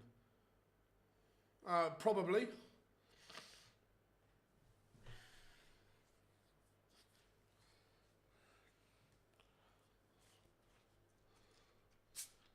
Well, I think the right man has won this game, but it was just the drama that took us to a last leg.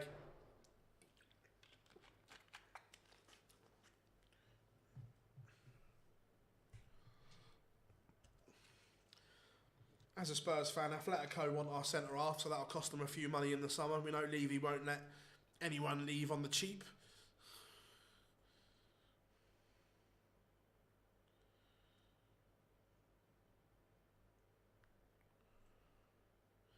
No problem, Lorraine, no problem at all.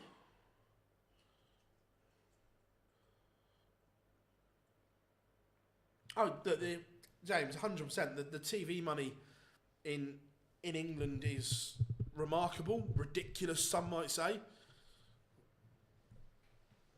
It is a bit bonkers, a bit mad, I have to agree. Not what anyone.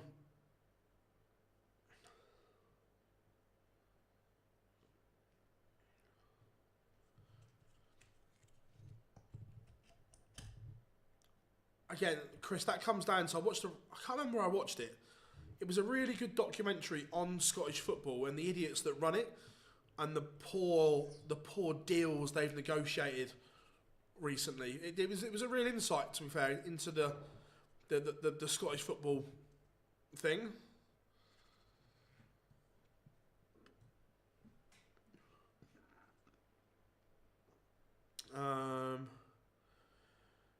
When's the top one? Yeah, the big boys enter tomorrow, Mark.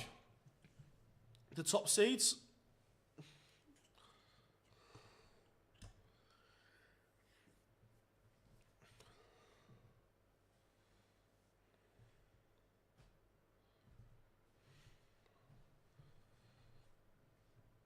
Or just the whole makeup of the Scottish league as well just doesn't make any sense. This whole split and so on. Just make the SPL bigger. None of this splitting after halfway shit or whatever it is. I'm in bed. Cheers, Mark. Thank you very much for your support as always, buddy. Rob is back. How was the cricket, mate?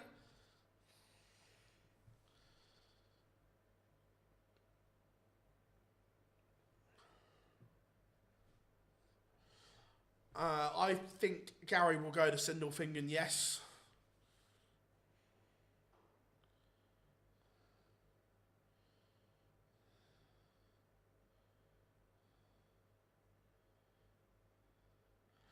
The problem is, Brad, this whole thing was created because the TV companies wanted the old firm games. That's what to create more of Rangers Celtic. That's why it was done. This documentary I was watching basically went into that the TV companies only care about the old firm game.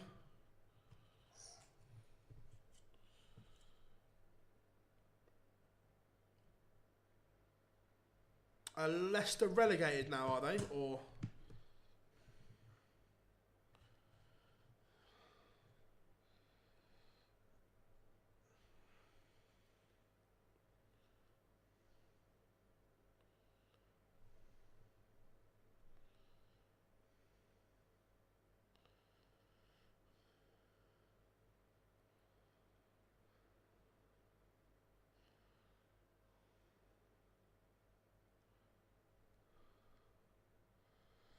Right, Barney has the darts and we are underway.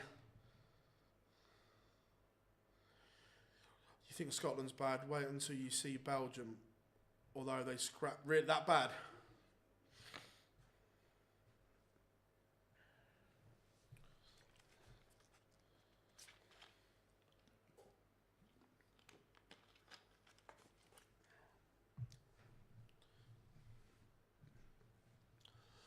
What's Barney's equipment choice this time around? I've not really had a look. Is he sticking with the slim flight look?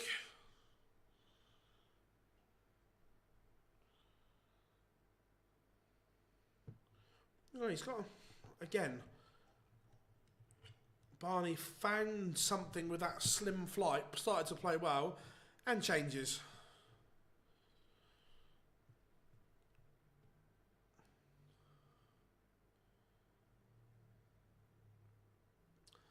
I think Barney only continues for another 2, maybe 3 seasons tops.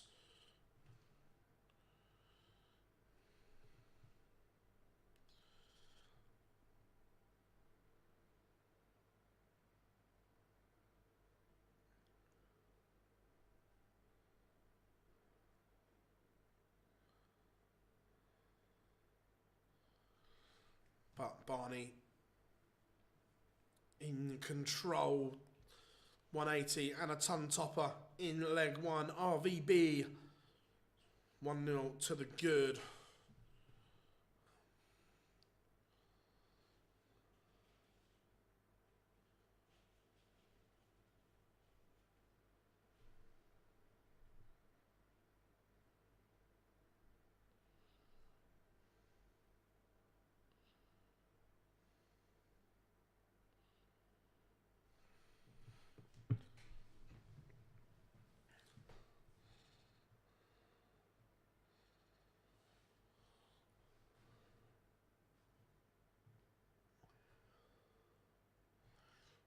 It's a great shout, Rob, to be fair.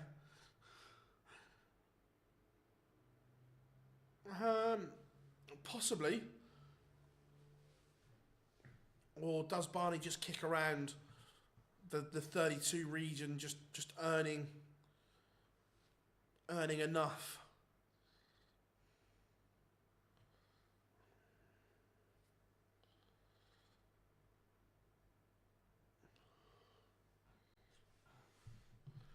But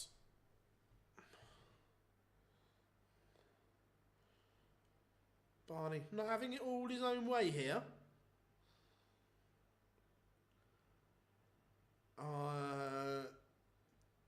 More Rangers because my footballing hero went to Rangers, and ever since I always keep an eye out for the Rangers results for that reason. I wouldn't say I was a fan, but I always keep an eye out for Rangers results because of my footballing hero.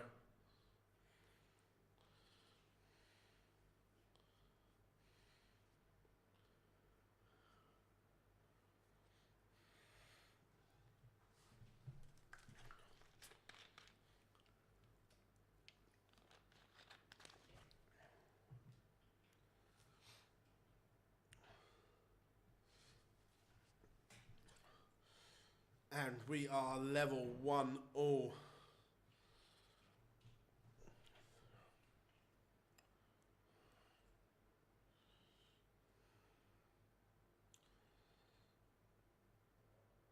Nice tidy finish.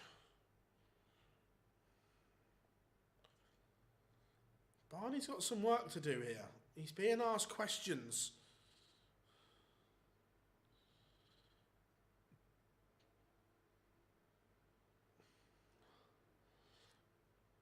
I love that perplexed look that Barney gives when a double doesn't go in.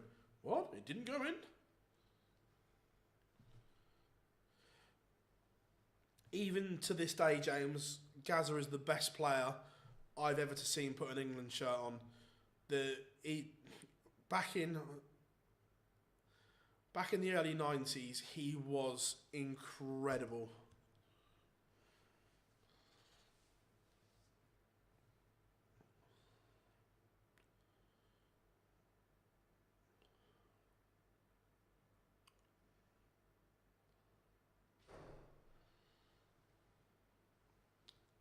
Thoughts on Eubank Senior? I just think that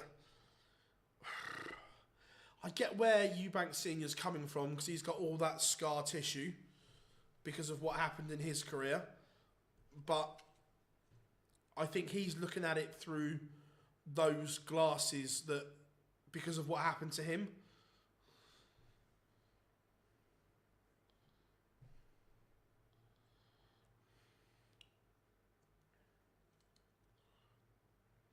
I hope Connor absolutely smashes him next week.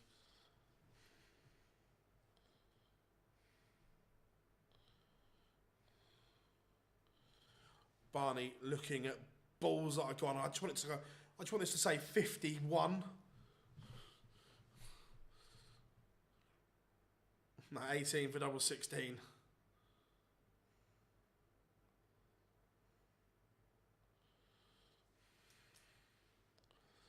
Two one. Raymond van Barneveld leads.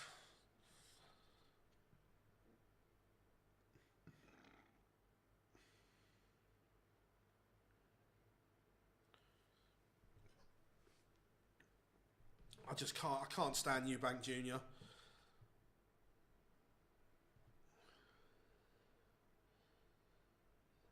I genuinely hope Connor knocks him out. Because then he's got nowhere to go apart from retiring.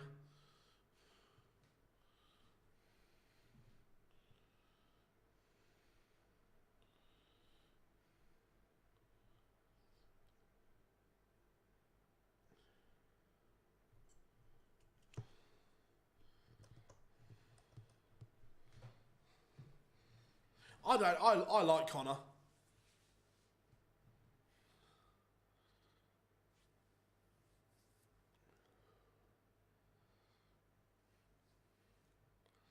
This is better from Barney.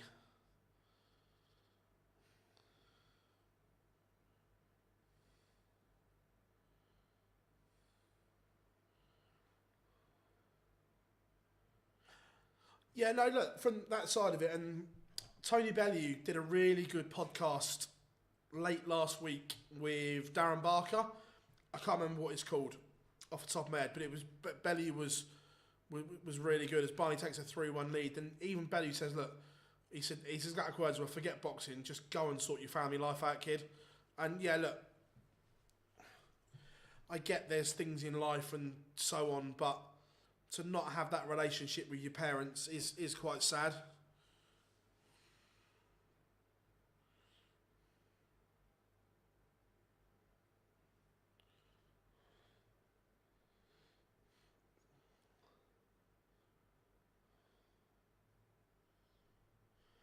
I think the difference though, Chris, is having your dad there is fine and nice, but not the way that he's not as his trainer, cutman and everything like that. That was over the top. Yeah, looking forward to the triple threat match tonight, absolutely. Barney has awoke. One leg all. It was just a little bit of a head wobble from Barney and so on, but now he's in the groove. He's up that average to just over the ton mark.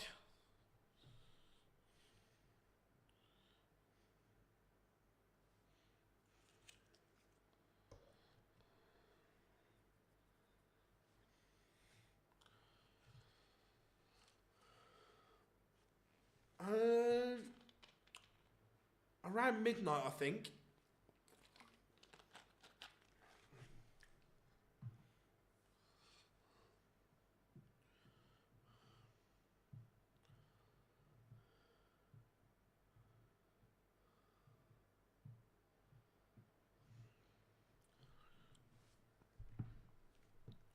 Barney, will he get a go at 96?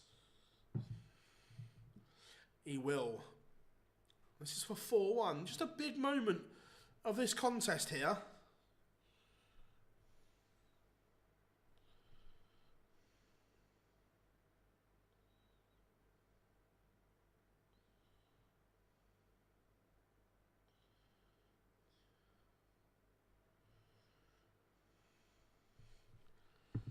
And it doesn't go. And all of a sudden, For how good Barney has been in this little spell, we're back on throw.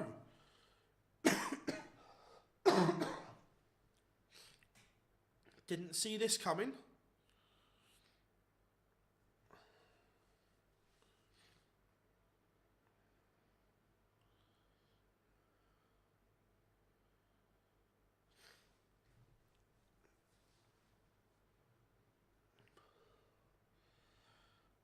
Jay better win because Gunther as champion is shite.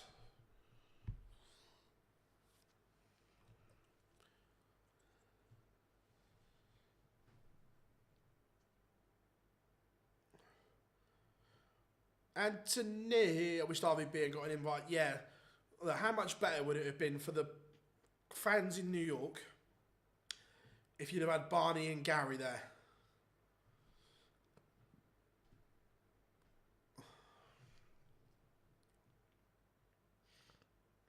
Barney always looks like that, Patrick, like he's waiting for the gallows.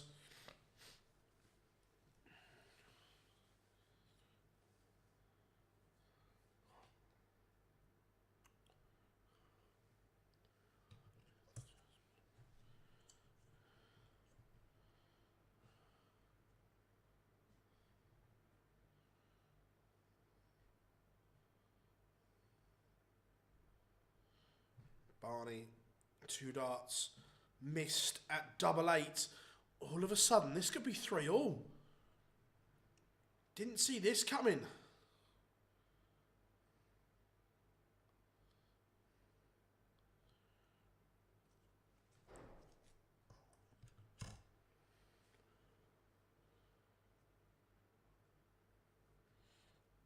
Missed opportunity. Yeah, Rob, it's been WrestleMania's been over 2 years for a couple of years now.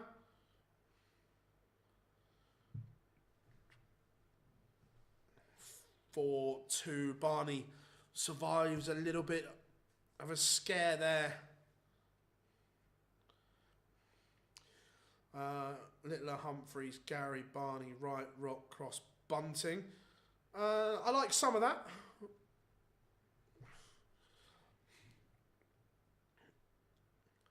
I'd maybe swap Price for one of them.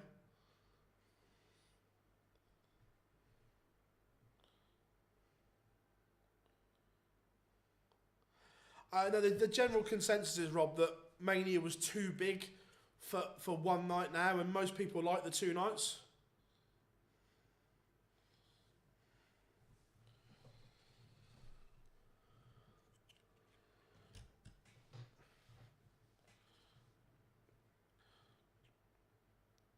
But Barney's throw under pressure again here. This is a very strange game. I'm not gonna lie. I'm trying to get a read on this game.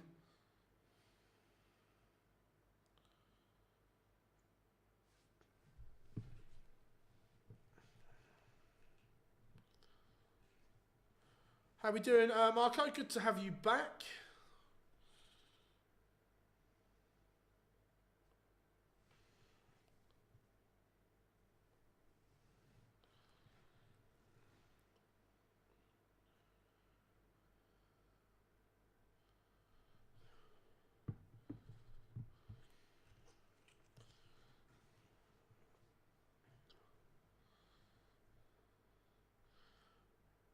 Yeah, SummerSlam's going to 2 nights as well.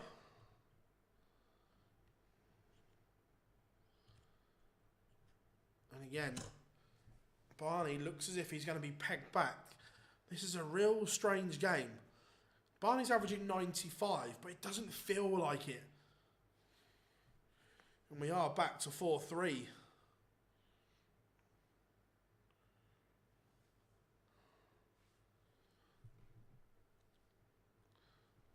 Really, really weird game.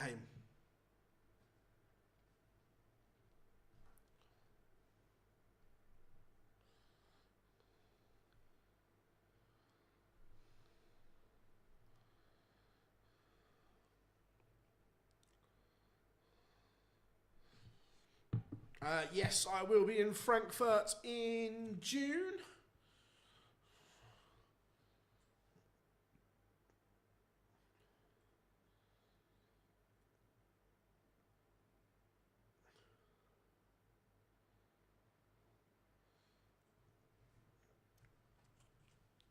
This is such a weird game, but I'm enjoying it for that reason.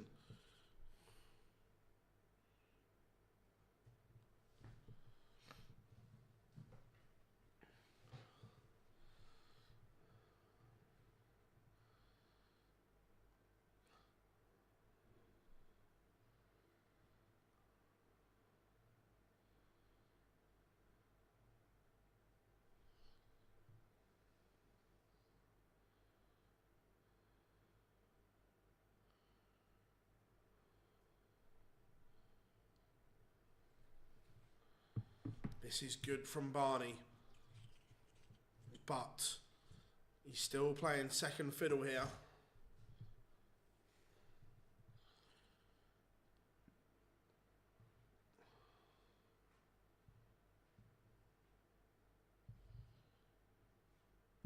Not going to get a go, so...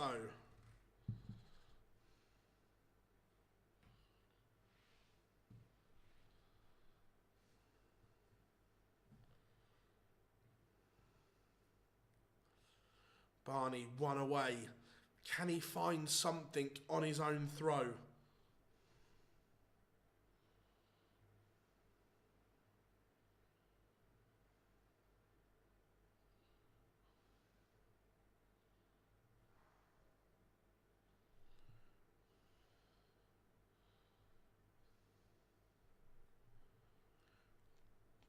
Needs to find something.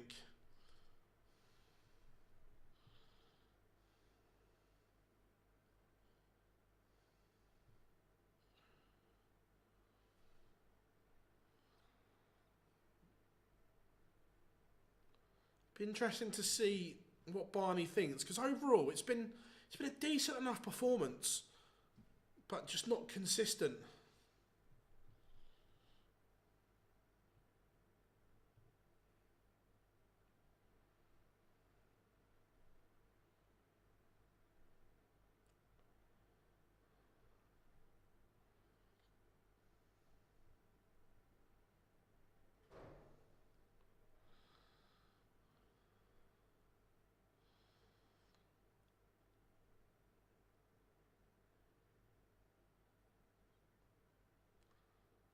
What a setup from Barney. 177 to leave 24. Finds a moment of magic.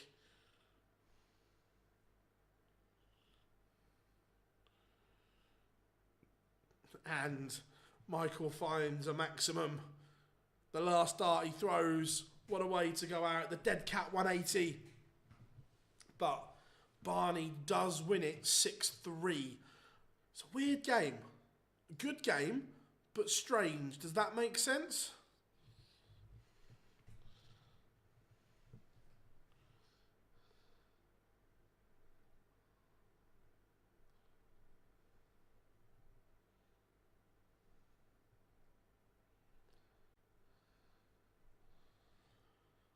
Coming up next, Jermaine Wattimena, the machine gun, against Mikhail Unterbuchner. Wattimena has the darts, of course.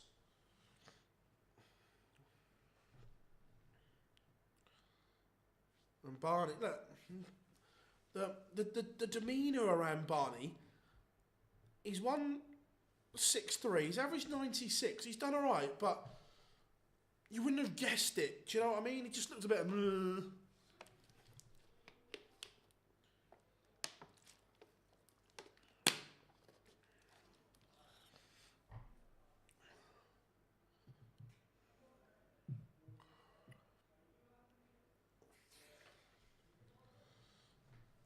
It's an interesting one. But Barney seals the deal. Coming up next, Wattimena. Who will Barney play in the next round? It's a great question. And I will tell you. Because I've got the page all set up, ready to go. Raymond van Barneveld will play the Iceman, Gerwin Price.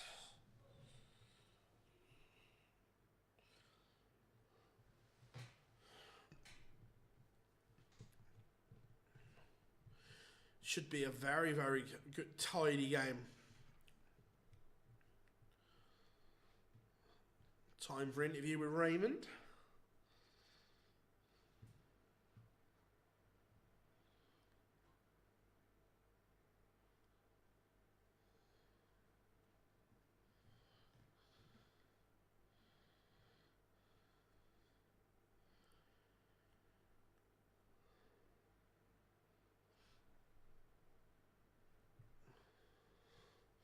So, what are we saying? Wattimena or Unterbuchner?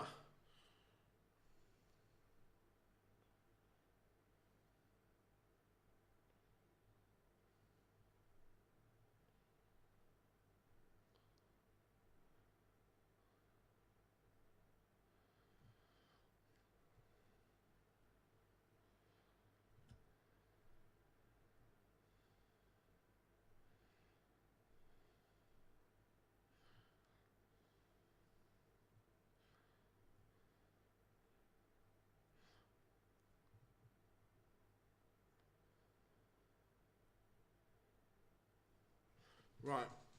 Okay, Barney's smiling now. He might be alright again. He's having a bit of a smile to himself. That might make it a little bit better for him.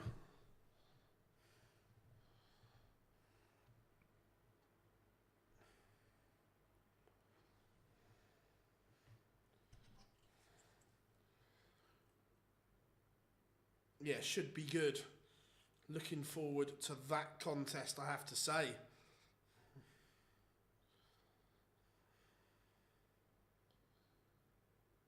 And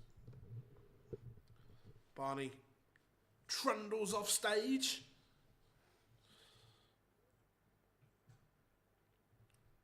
Next, Wattimena and Unterbuchner.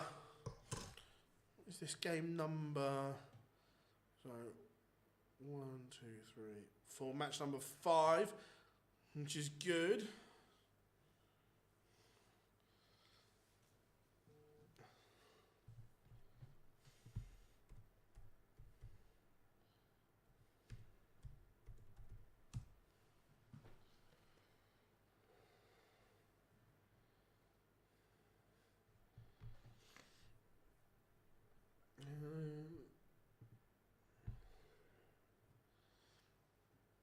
So, what's everyone up to this evening then? Anything good?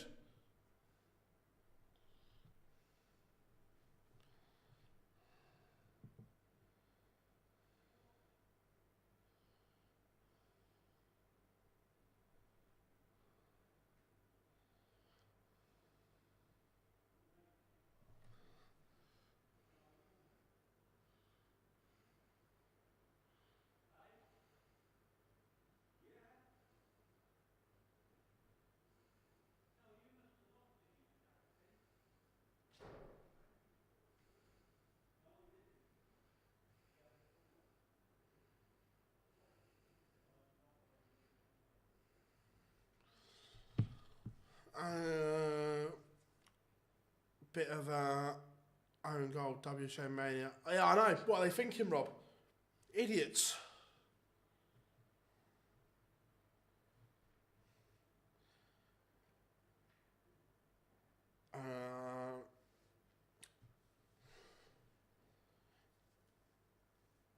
Jim Jones, who do you rate higher in overall career, Peter Wright? For me, Gary Anderson. And look, Peter's in the top 10 of all time. I don't disagree with that, but on my own personal list, I've got Gary as number 3 on my list. Barney's birthday tomorrow, nice. USL Championship overnight. Good stuff. Jonathan, good stuff. Mania, NBA playoffs, and some NASCAR. Sounds good.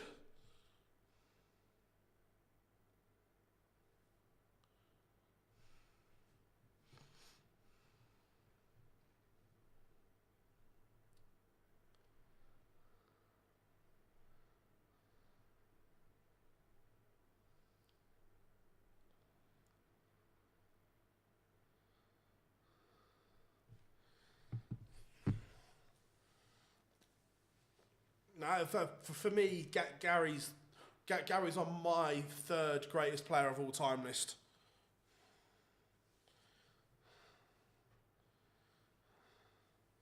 I've always got adrenaline in my soul. Whoa!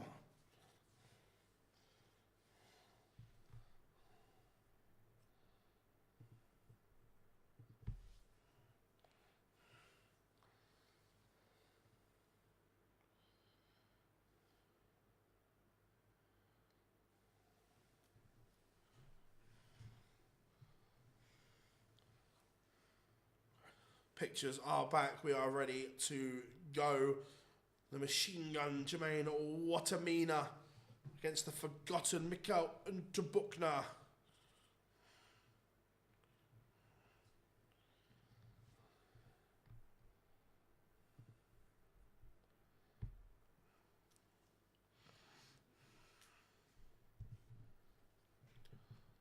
Again, Barney, front nine average of 104.5. That wasn't bad.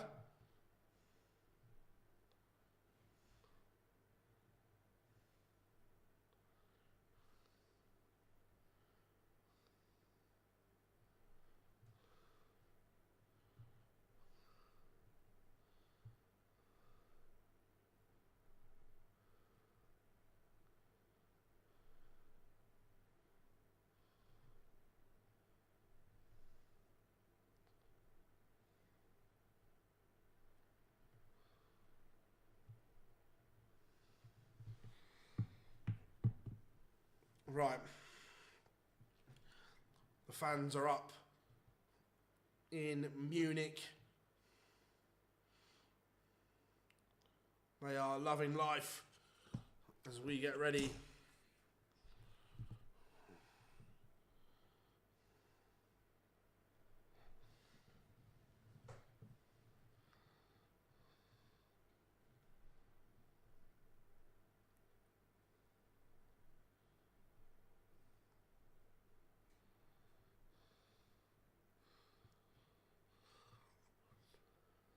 Swiss Phil back on the stage.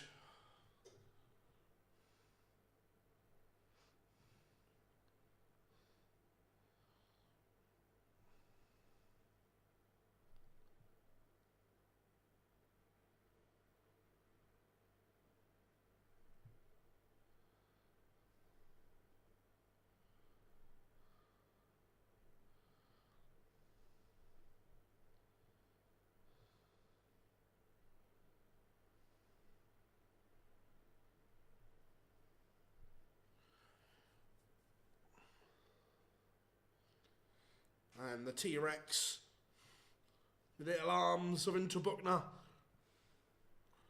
is on the stage.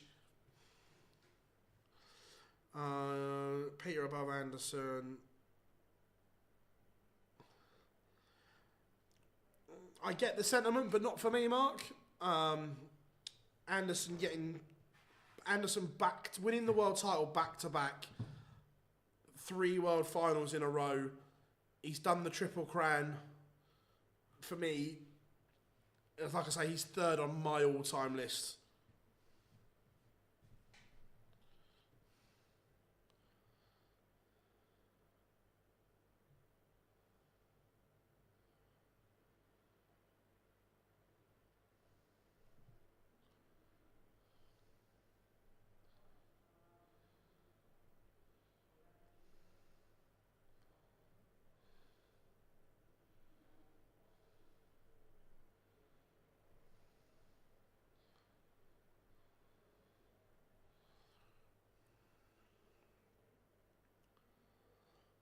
I hope to see you all at Q School next year, 100%.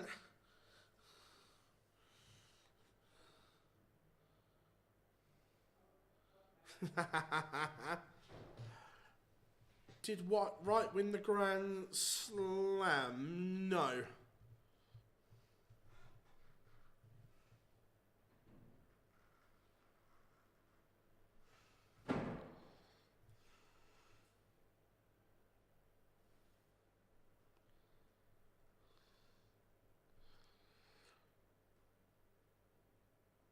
But Gary Anderson has won the Triple Crown, remember.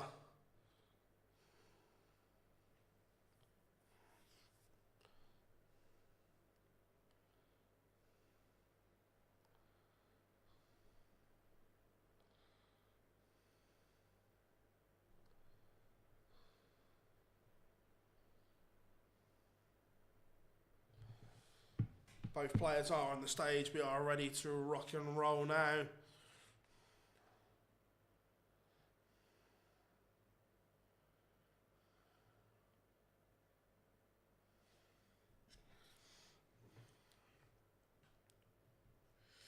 Just out of interest, I think most people, I say most, not all, most would have Gary in their top 5 of all time.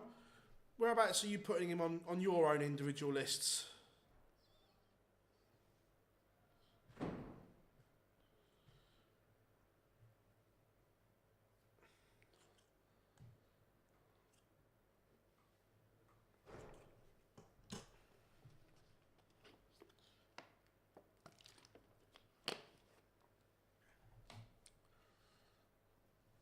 Yeah, no, I'm just interested to see. I say he's 3 on mine. Oh, there is a debate, Chris, and it's not mine, that's for sure. Evening, Nico. How are you, mate? Mate, it's what we do, mate. It's what we do. Thank you very much.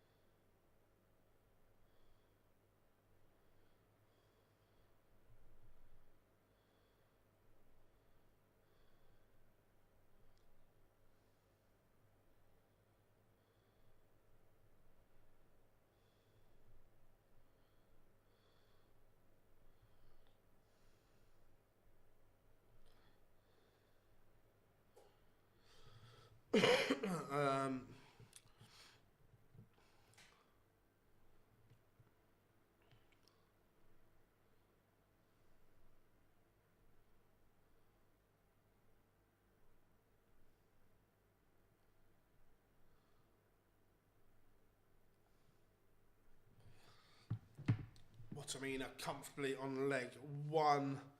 Can have anywhere between 3 and 6. Have you ever come across Co Stomp? You've met him a couple of times, yeah. Co was all right. Brock, it's going all right. I'm getting there, mate. Training as well, which is good. Thank you very much. So yeah, it's good.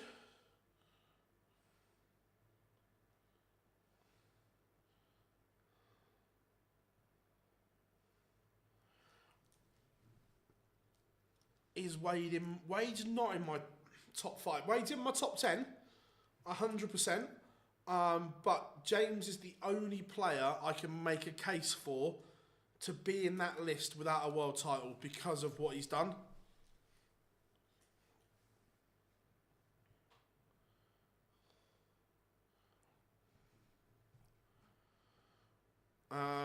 My top 5 of this is the best. I'm not talking about longevity or anything like that. I have MVG 1, Taylor 2, Anderson 3, Bristow 4, Barney 5. And Mikkel Unterbuchner levels it up at 1-1. We are still on throw.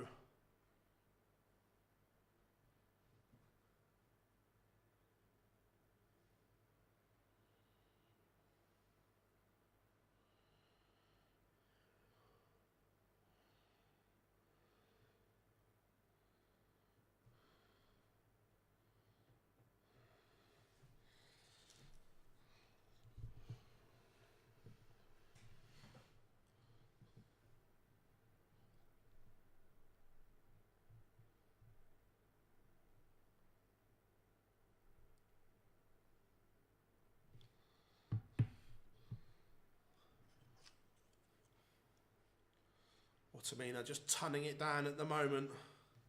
Oh yeah, look, 100% Maximus. Look, if you're talking about on a one-way path towards that, I agree that Luke and Luke will certainly be in contention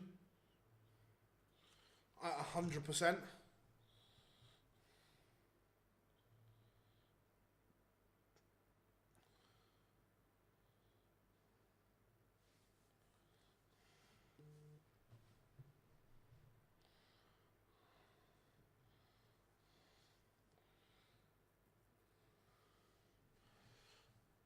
Wattimena just doing enough here on throw. Unterbuchner.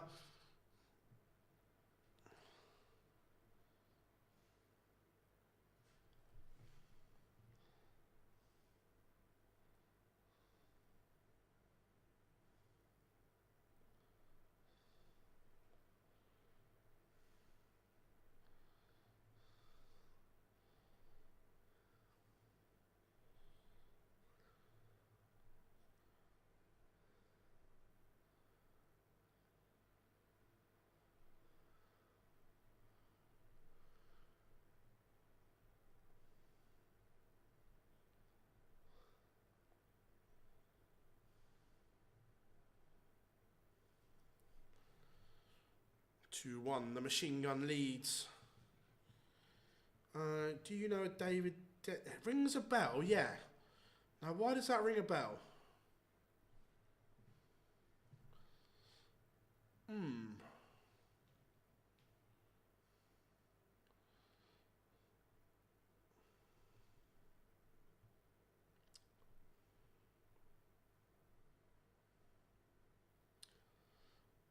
I can't think why that rings a bell.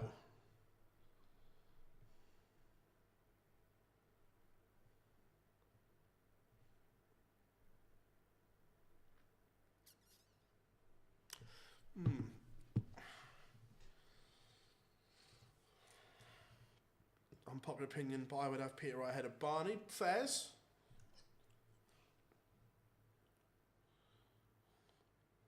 But it's always an interesting debate.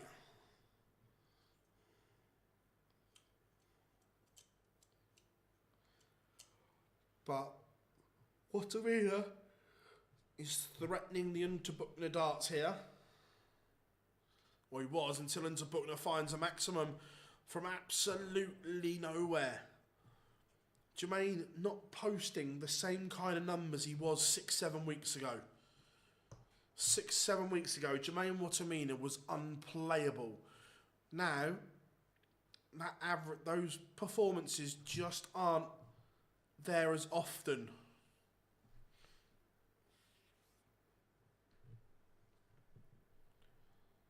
He does lead 3-1.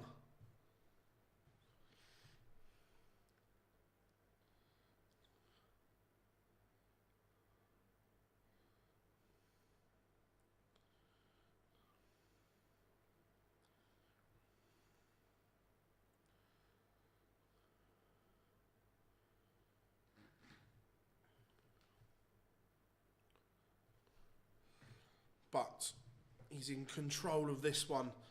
Unterbuchner.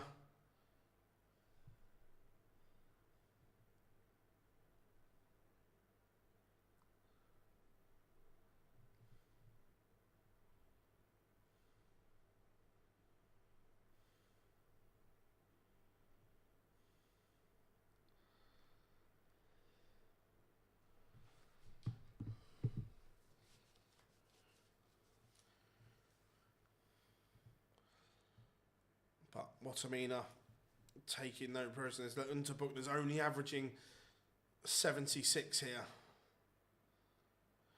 Phil, do you know Chris Skinner and Billy Meekins? I do. Mind you, I haven't seen Billy for years. Like proper years.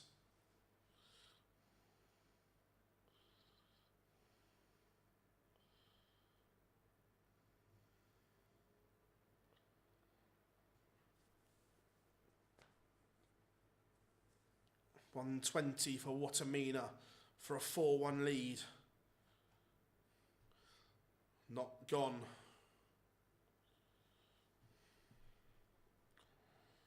Unterbuchner just looking to apply some pressure.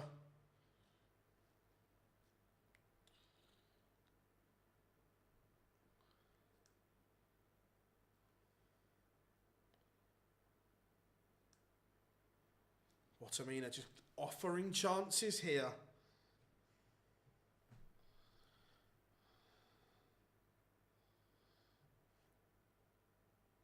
Missed chance for Mikael Unterbuchner. Wattimena is spraying him round, like his nickname, the machine gun.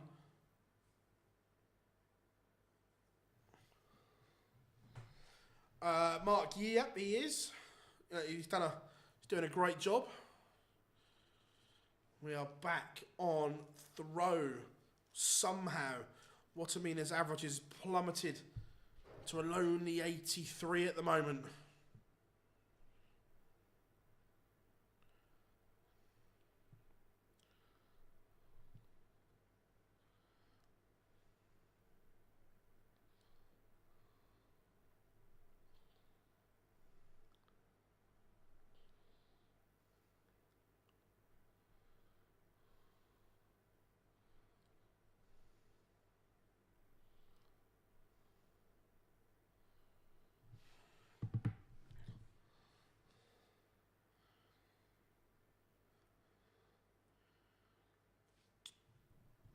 Do I know Sam Head? I know of Sam Head. I don't know him personally, but I know who he is.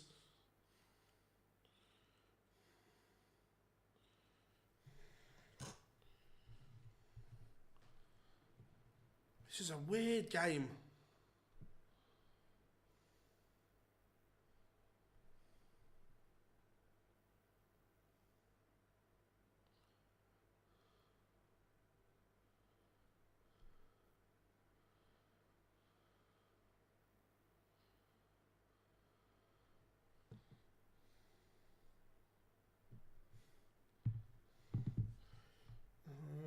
Why did that crash? I don't know. Put that back there.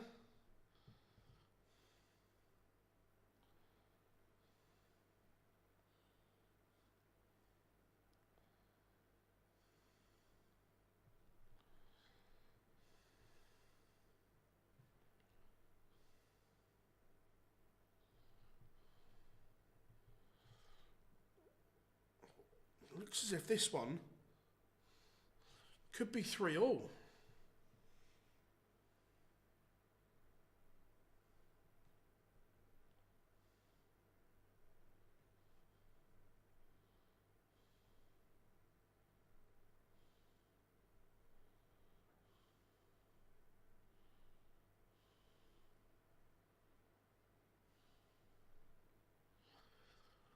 On the old Instagram, going price just flying back to Munich as we speak.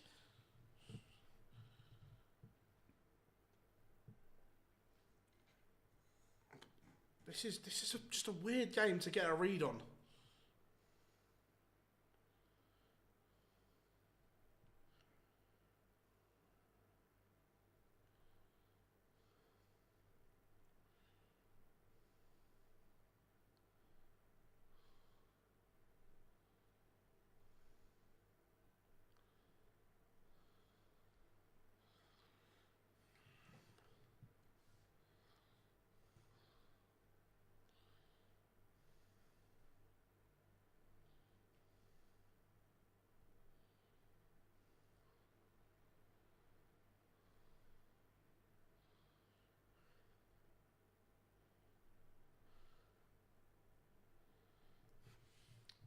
Wattimena could be on the verge of going 4-3 behind. He was 3-1 up.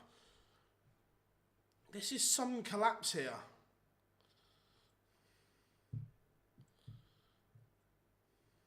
One dart at tops for Unterbuchner.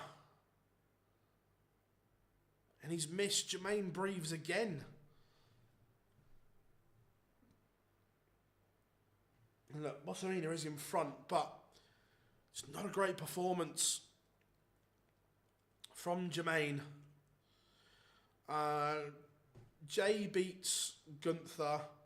I want CM Punk to win. I want Cody to win, but I think Cena does.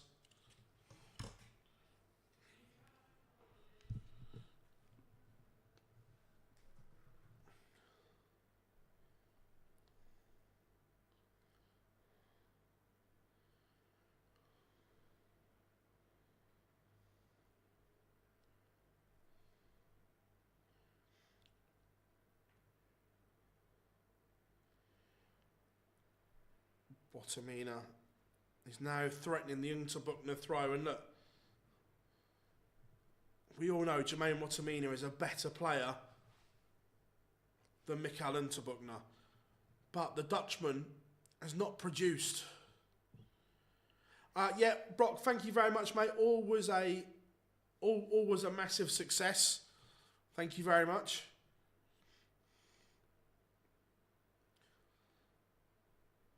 Pacemaker and everything all fitted and so on.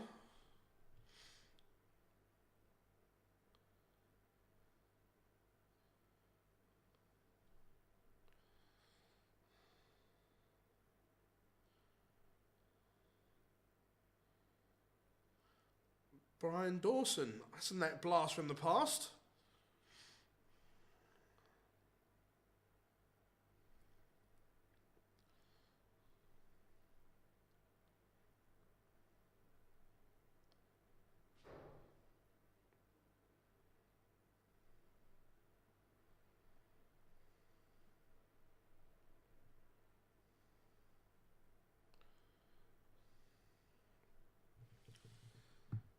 This is just a weird contest that Wattimena is going to get the chance to break again here. Get on a flight to Vegas. Phil sliding to Emma Jones is DMs. I don't need to slide into a DMs, Chris. I've got her mobile number. Don't need to slide into her DMs.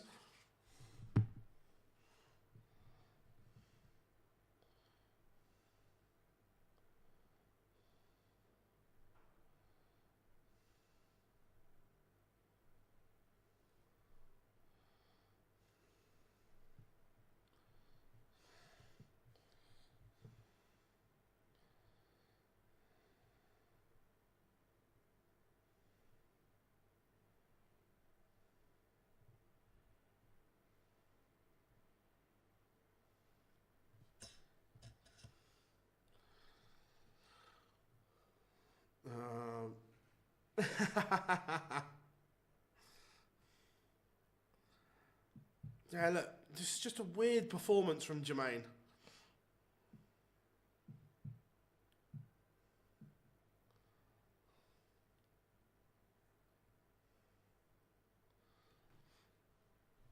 He's down to a finish and has multiple darts.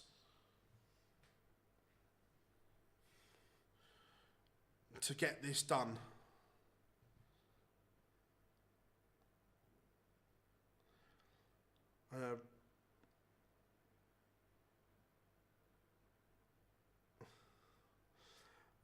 So you don't have how much charges now. Correct. That's a good point, mate. Well done. Oh, those, yeah, the DN helpline, the videos that she does are so funny. Jermaine Wattimena is a 6-3 winner in the end.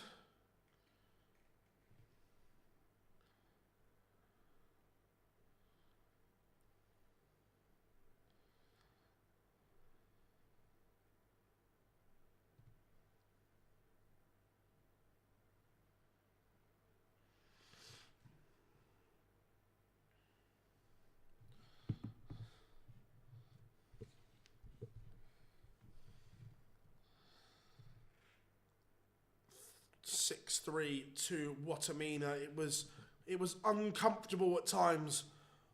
Wattimena was always, you felt in control, but giving chances.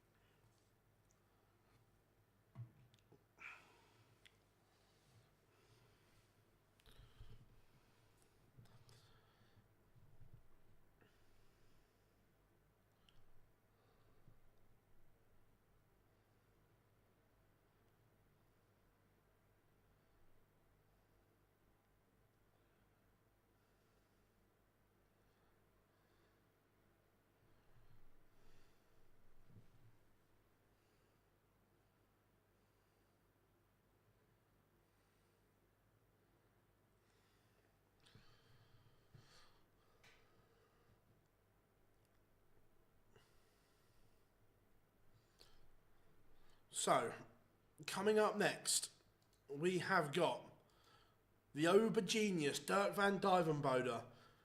There has been signs that Dirk is getting back close to his best.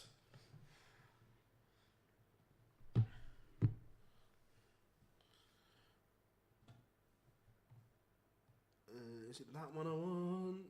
No.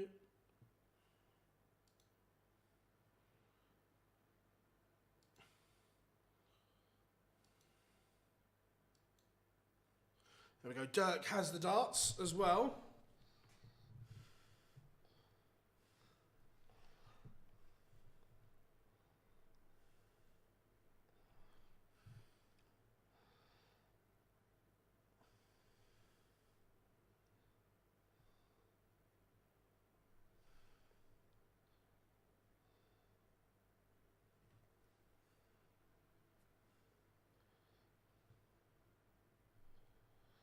And Jermaine trundles off stage, a brief interview with Swiss Phil.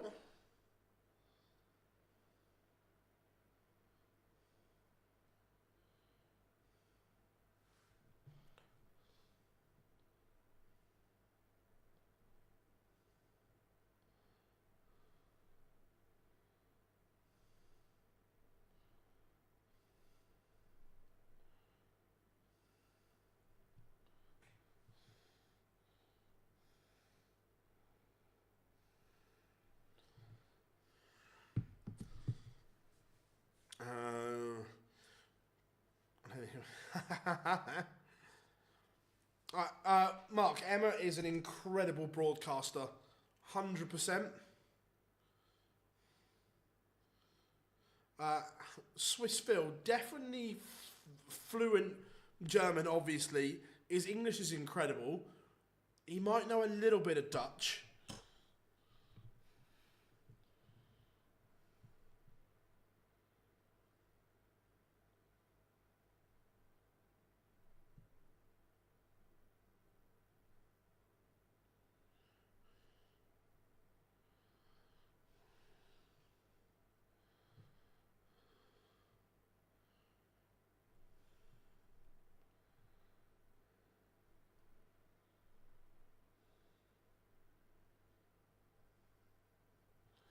Right, pictures are returning now.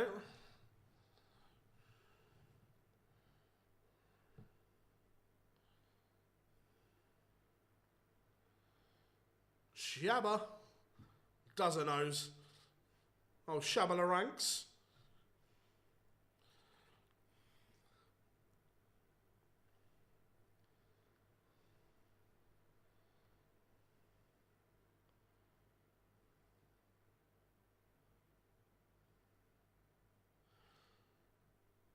Again, Unterbuchner had a higher average than his first 9.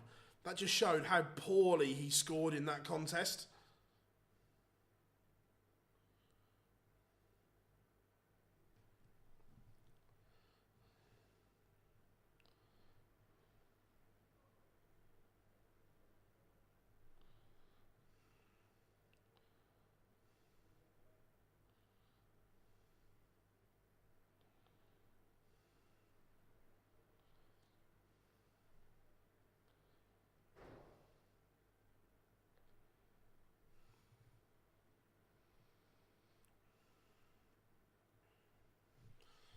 Here we go, the Obergenius against X Factor Andy Boulton.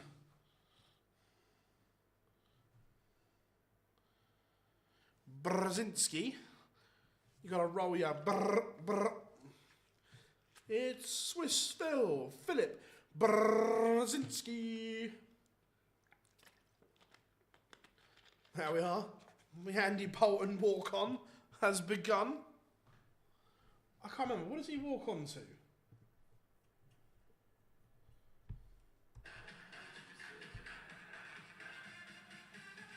What a load of shit that is.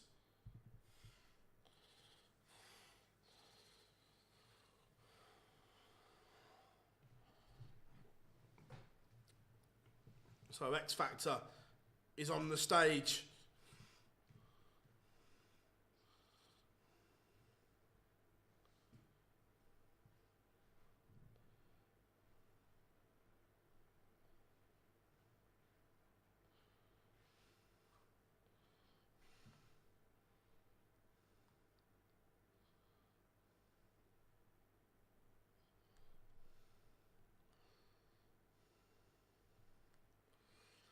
the X Factor on the stage.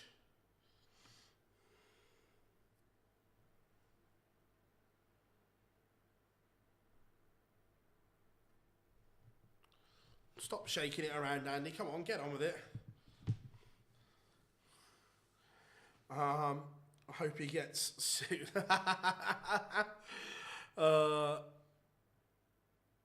Is this the Euro Tour? Is this the team for X Factor? I don't know. I listened to about 5 seconds of it. I was like, this is shit. Turn it off. Get it gone.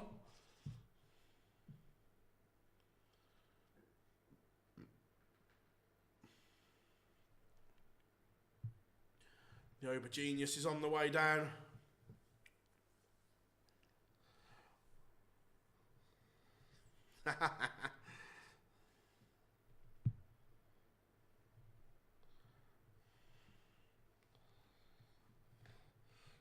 So, score predictions then. Are you going for a Dirk win or an Andy Boulton win? What are you saying, chat room?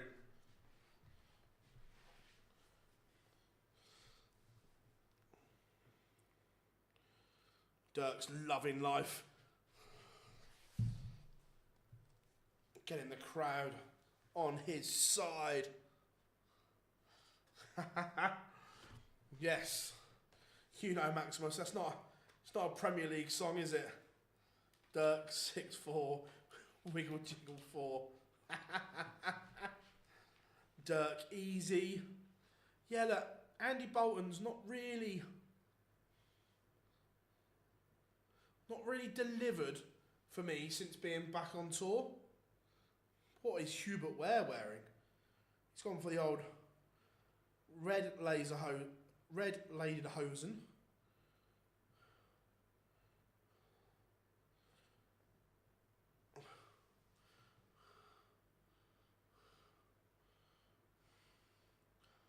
Uh, 100%, Chris. I said it before, and I'll say it again, that if Dirk hadn't have got injured, I think he was destined for the Premier League that year. Because first half of the year, he was unplayable. He was so good. But then the injury cost him.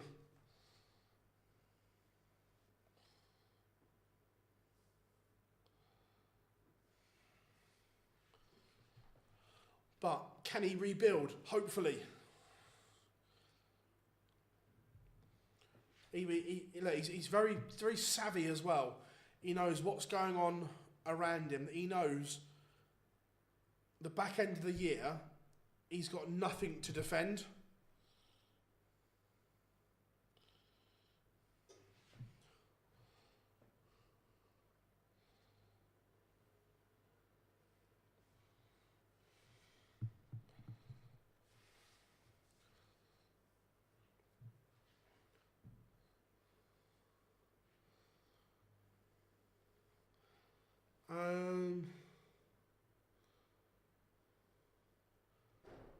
What do you ask for at the barber's, Phil? Don't get me wrong, my hair needs chopping. I'm in the barber's chair on Tuesday.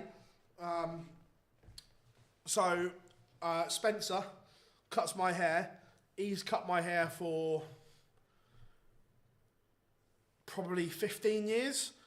I literally just walk in, sit in the chair, and he gets on with it. He knows what to do. I have a little skin fade, not a massive one. Like I have a real low skin fade at the bottom, and then just blend it all in.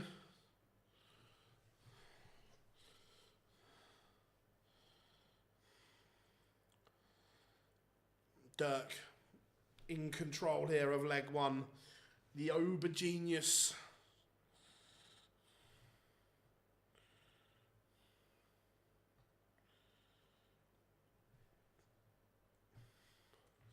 Leaves 55. He has gone through the gears here.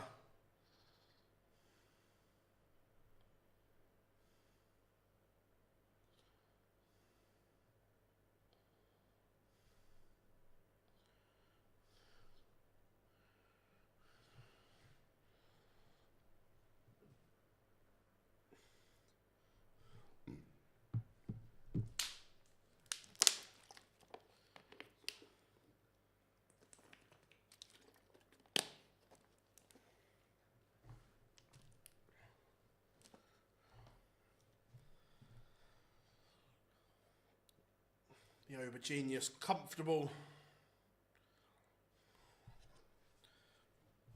Not a fan of, I don't mind them, but Spencer has cut my hair for so long, it's just like I just don't go anywhere else.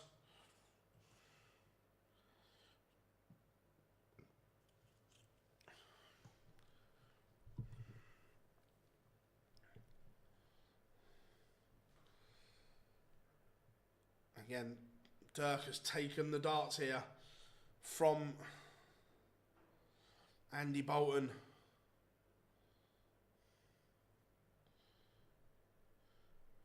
To be fair, the Callum Ridge song from the World Championships is still the best Ali Pally song ever. Incredible scenes.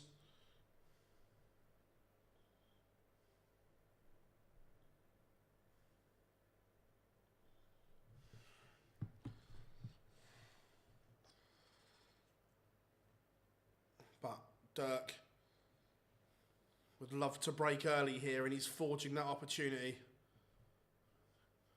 I don't think that, no, it was incredible. And I like the fact, look, Callum's obviously conscious around his hair and stuff like that, but I love the fact he embraced it as well.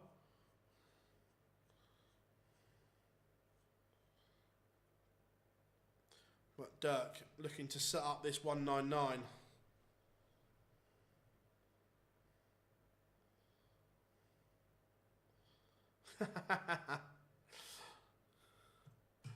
$65 for Dirk, unless Boulton can produce fireworks. Not going to happen. So, the Aubergenius. 25 for tops will be the MO.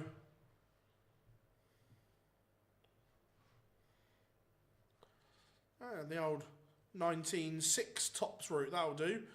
And he's given Boulton the chance.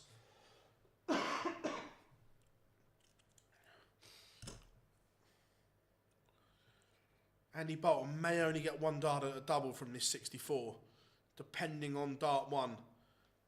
16 for double. Double misses. Dirk will return to break the throw now. All of a sudden, the Aubergenius is in complete control. 2-0. This is very good. The average is still over the ton mark for Vandenbogaerde.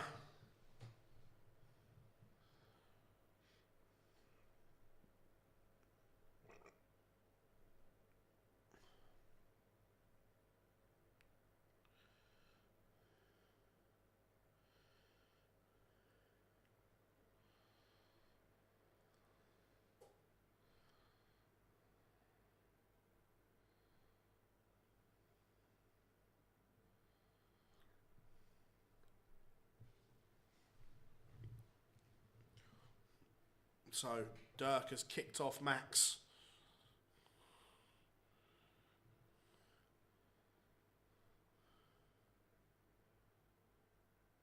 Oh. He is flying Dirk Vandenbogaerde right now.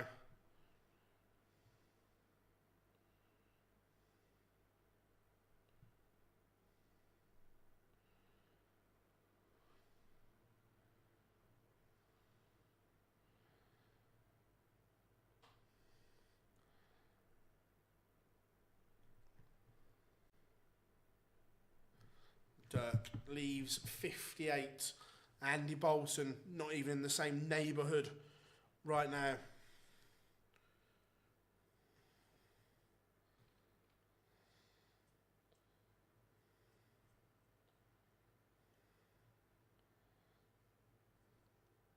Two at tops.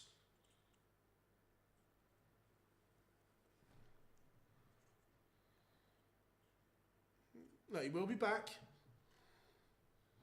You guys absolutely smashing it today for us. As always, doing an incredible job. So Dirk, double 10 for 3-0. And right now, Andy Boulton has to be fearing the bagel. He is not scoring well at all. So far. Well, I'll do this in a minute. Let's see if Dirk hits first.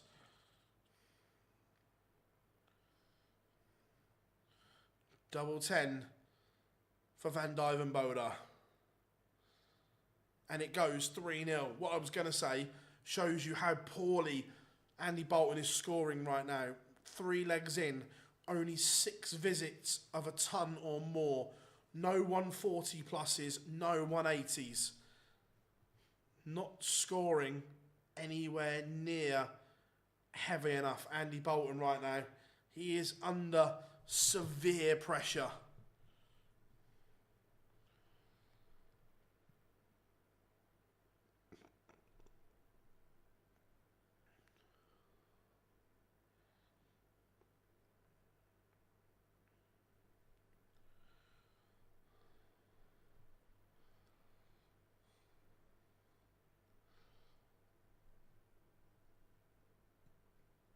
He just can't find anything.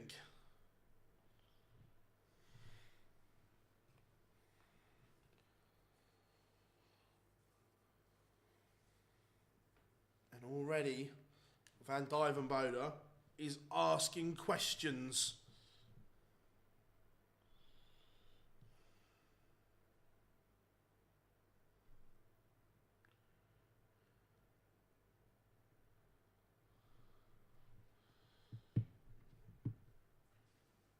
He's asking more than questions at the moment. The Andy Boulton throw is under it. So after this one, Rob, I think we've got 2 left. Let me just double check. Yeah, 2 left after this. We have Martin Schindler against Super Mario Vandenbogaerde, and then finishing with Mike de Decker against Johan Engstrom.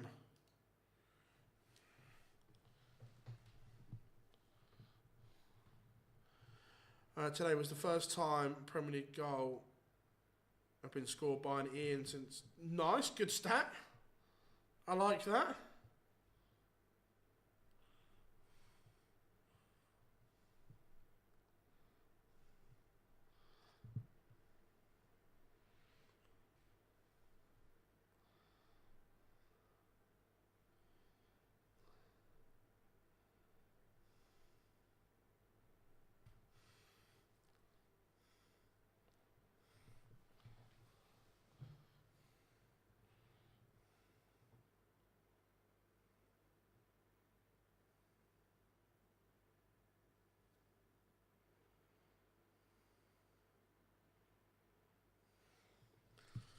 Four 0 double break of throw. Next.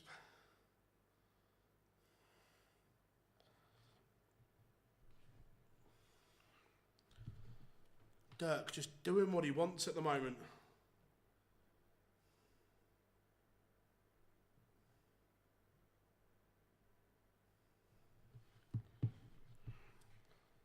Andy Boulton at last finds a 2 treble visit.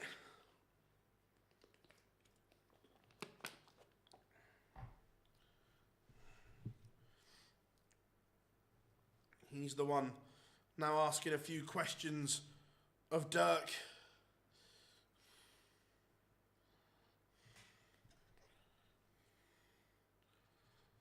But can't back it up. No, he's still in a good position, or a reasonable position.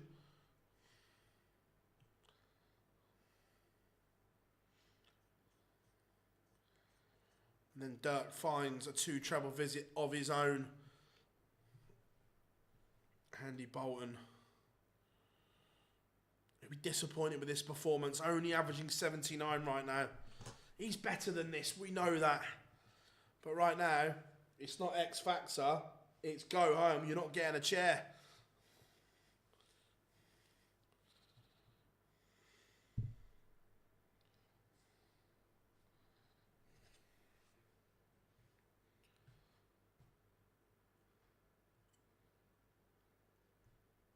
Another 140 would give him a chance.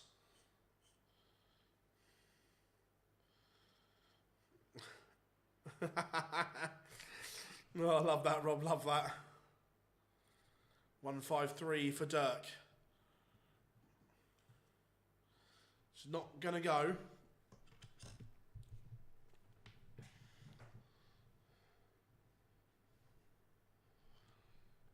leaves 56, giving Boulton a big out, but he's not up to it.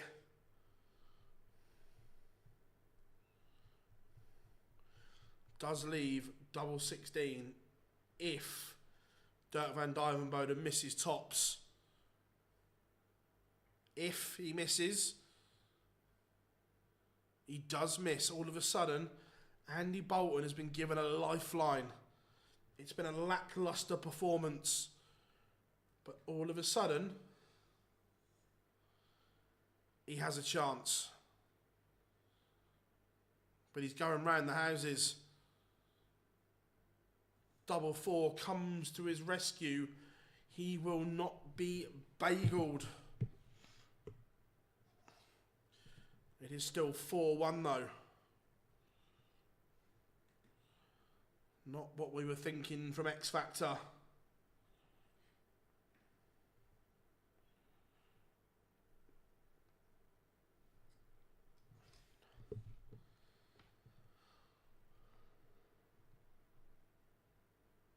Will this just awaken either player?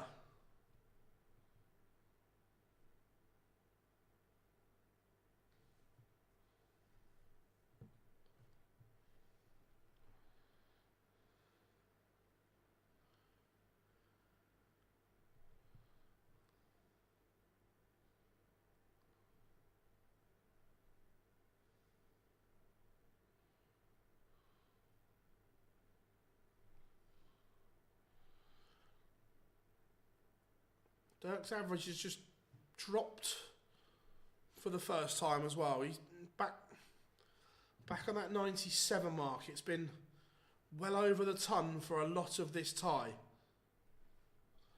But right now,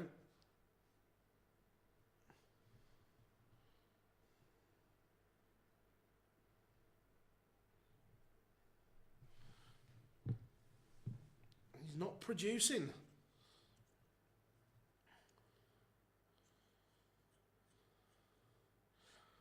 Was it all a little bit too easy for him? He switched off. Perhaps. But now it's all on whether Boulton can seize this opportunity. Time will tell on that front.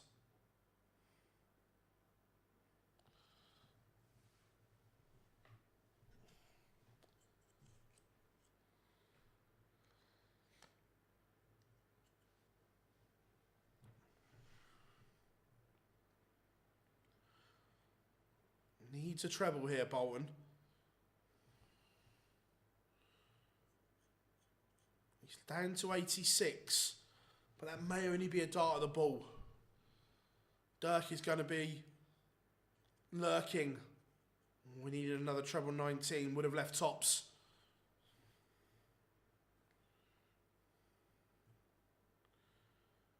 Leaves double 12. Boulton 18s.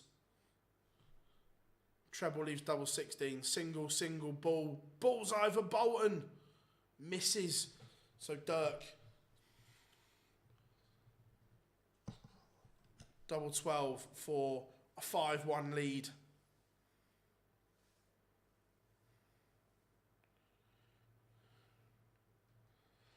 Again, he's going round the houses. But finds double 6. It is 5-1 to the Aubergenius.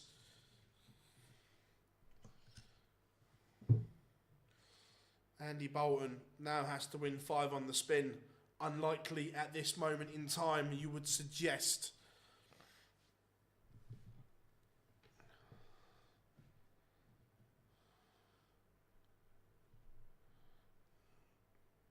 Everyone loves Dirk.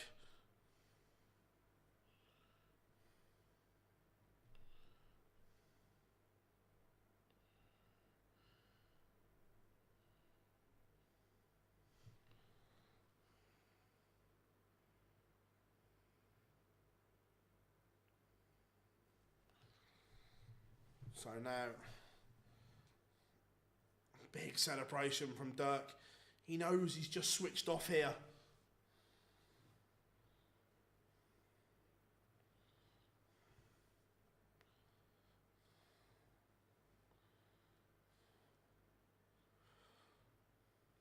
but finds a 140.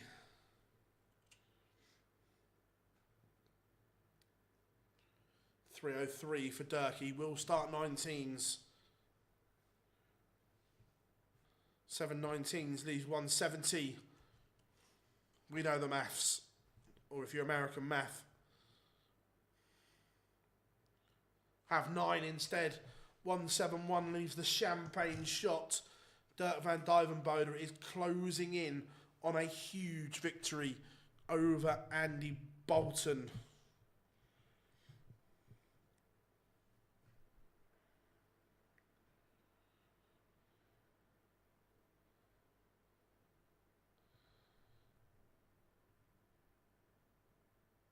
Another treble. This is sensational.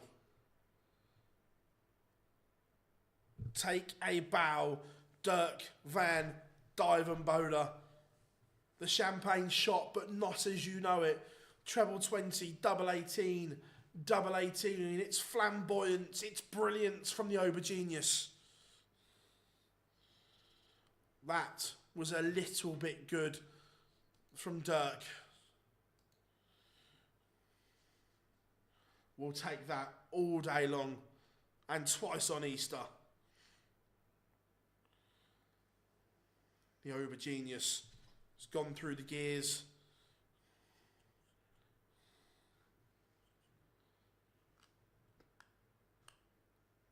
That is fabulous. Fabulous from Dirk. Nothing booked in, Mark. So not for a while.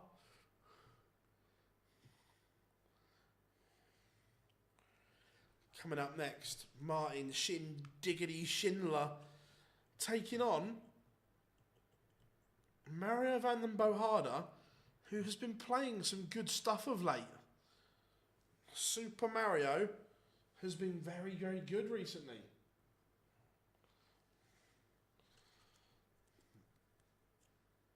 So what are we saying? Score predictions. Is it going to be Shindiggity or Super Mario? What are we saying?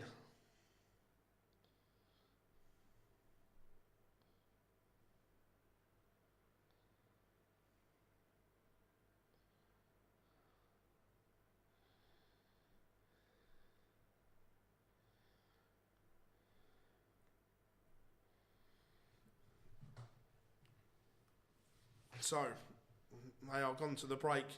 They're not hanging around. They know.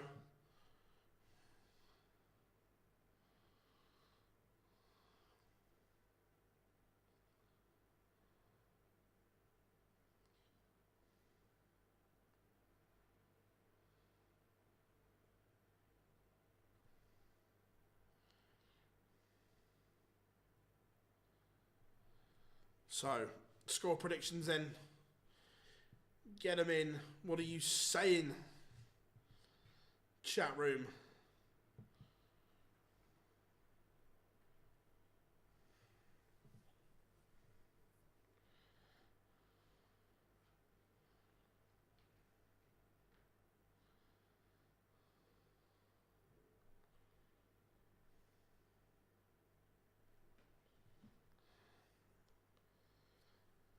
So,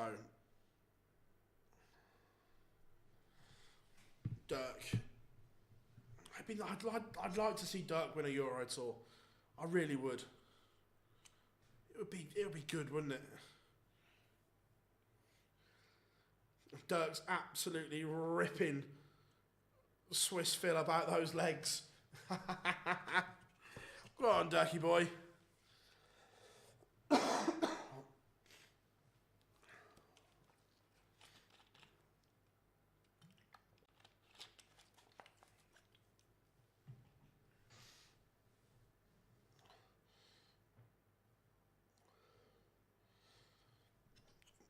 Well, I haven't got the boxing on, so can someone keep me, not blow by blow, but how Josh Warrington looks tonight, if anyone's got it on a screen, because I didn't think we'd see him fight again. But he's back, so we'll see how it goes.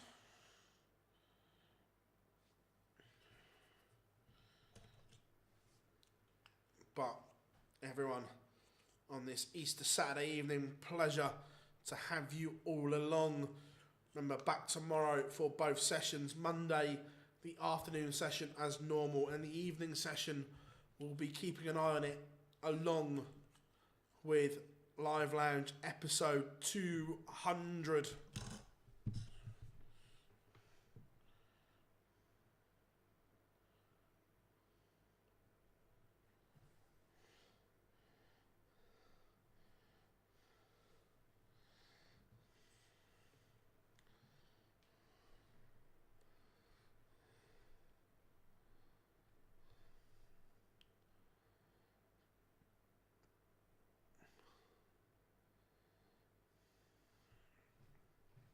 So,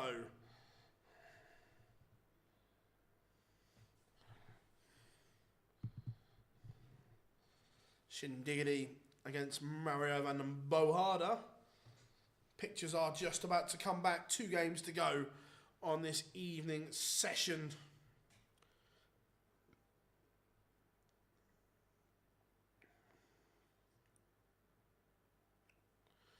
What a brilliant 1-3-2 from Dirk van Duijvenbode.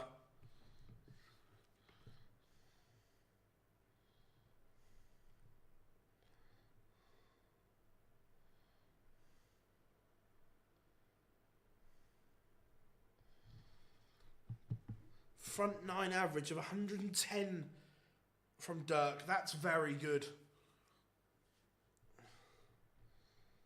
Very good indeed.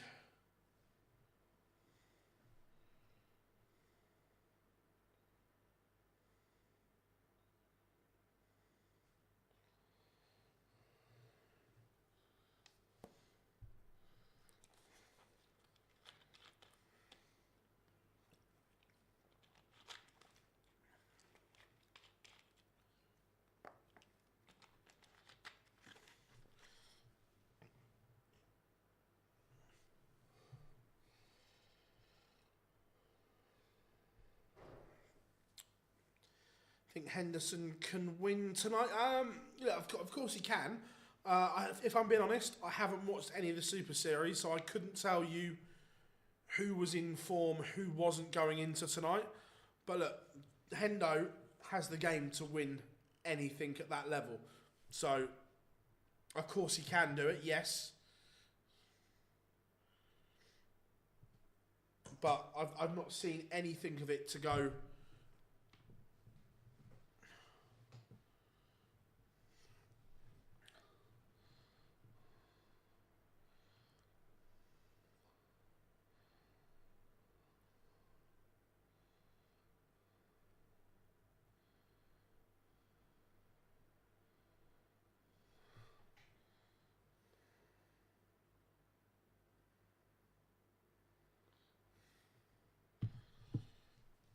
Schindler has the darts. We like the way he's working.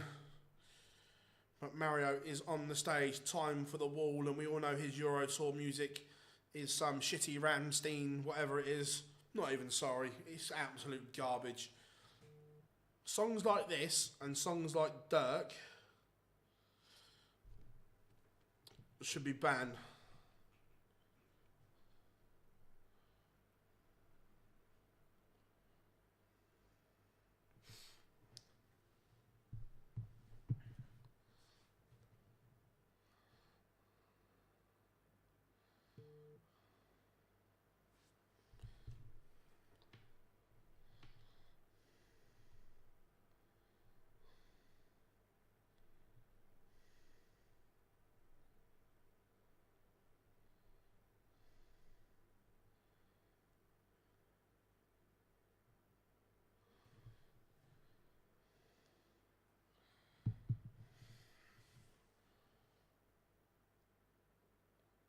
Schindler now on the stage. He's loving life. I think I haven't got the sound on, but the way Schindler is looking and smiling, I would suggest that he's enjoying it as well.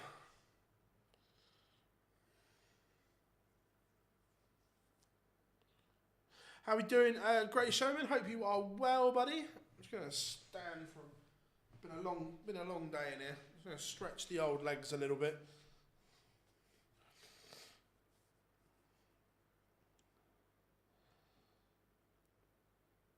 Perez, Barstow and Hendo into the semi-finals.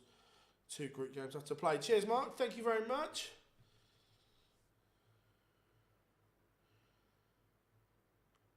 No, look, 100%, mate. 100%. Look, it was a weird game today. I've got to say, weird game that he was involved in.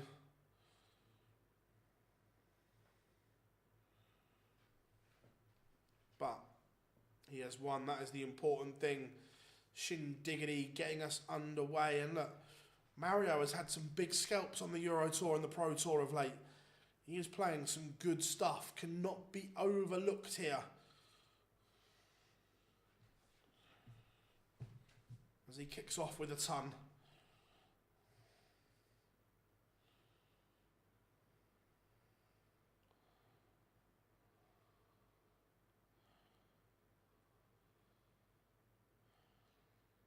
At the moment, Shindiggity not firing. A couple of trebleless visits to kick us off. Can Super Mario take advantage of that? Already he has the Schindler throw under severe pressure. But back comes Shindy.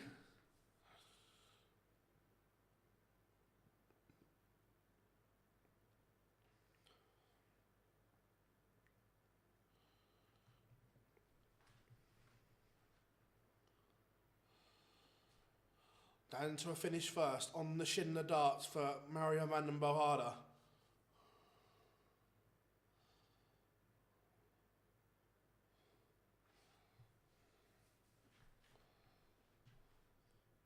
But Schindler is also down to a finish.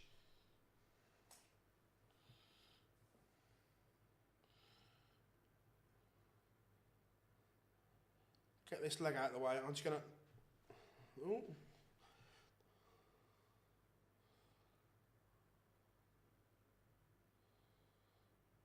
This would be some steal from Schindler.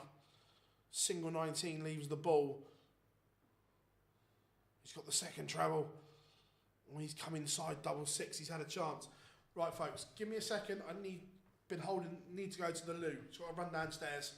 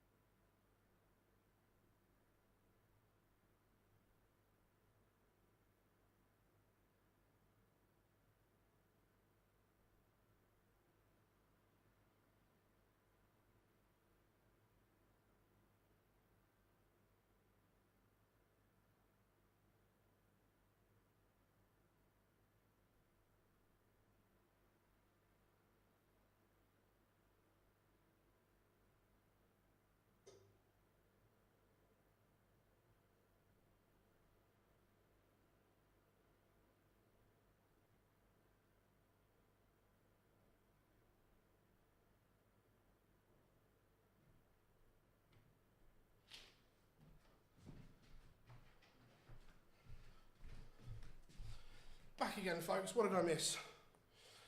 See, didn't even finish that first leg. Bolted up and down those stairs. Whew. Here we go. So, Schindler was broken in leg one, but he's threatening the instant break back here.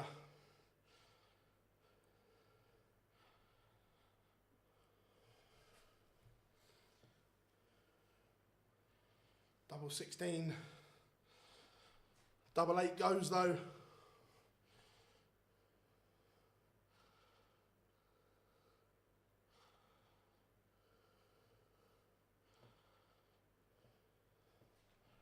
In the blink of an eye, we're level at 1-1. Mario's average has dropped. It's only just above that 80 mark. That will not be enough to beat Martin Schindler. I can guarantee you that.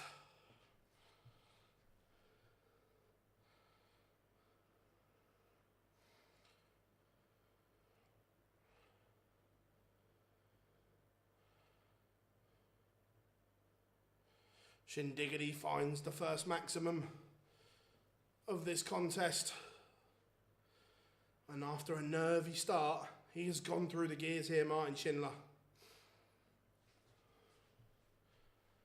Mario not going with him at the moment. Has it all to do.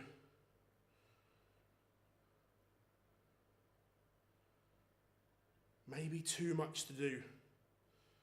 Maybe. Again, he's left 50. Again, this is fabulous from Schindler. He's upped his average to nearly 104. Avoid any tungsten today. Yeah, looked a few, mate.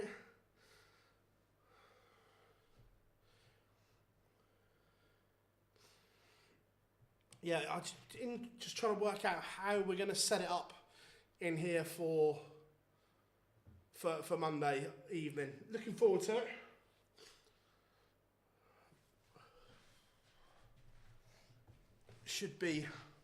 It'll be good to have us all in the same room. Dan is obviously driving down from the northeast starting tomorrow with the family.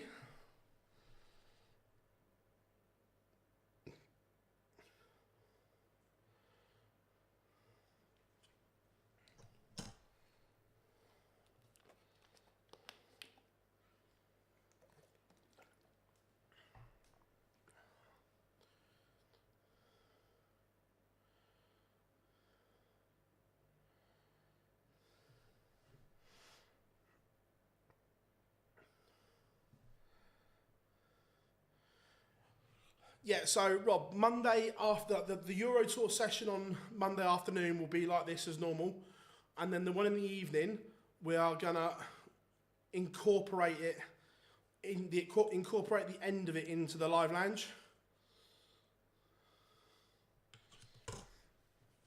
Because obviously from the setup we've got here, or I've got here, we'll need to move things around a little bit for all three of us.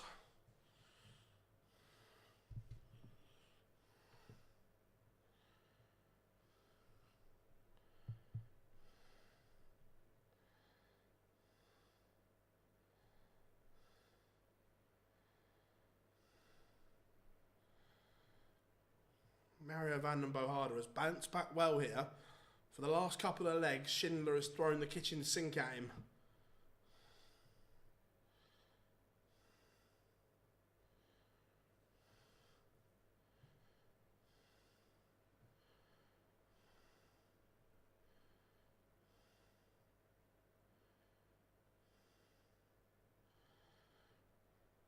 But the scoring will mean nothing if this doesn't go, and it doesn't.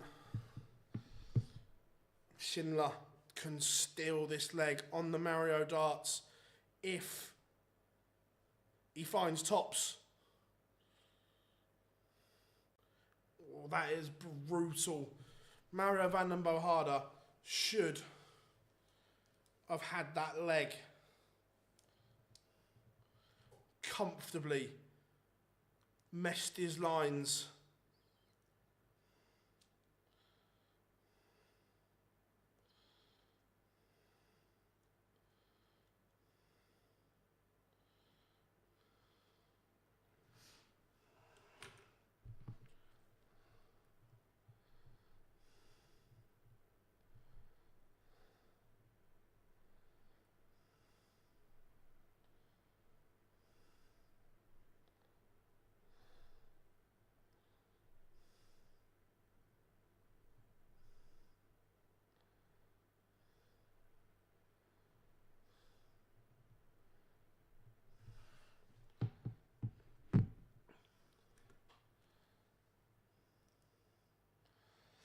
Anymore? No, it's we spoke. I don't know if you were on earlier, Rob. That I don't know if Kim Huybrechts is going to be on standby for the World Cup or not, or will he be back by then? I'm not sure what's going on, how long this sabbatical is, and so on.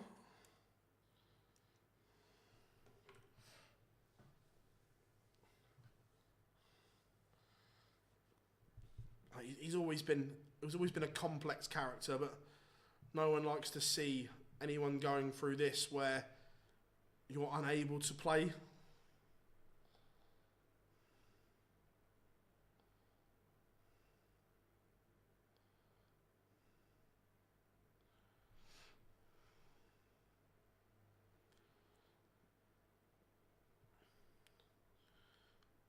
Schindler on course for a 4-1 lead here.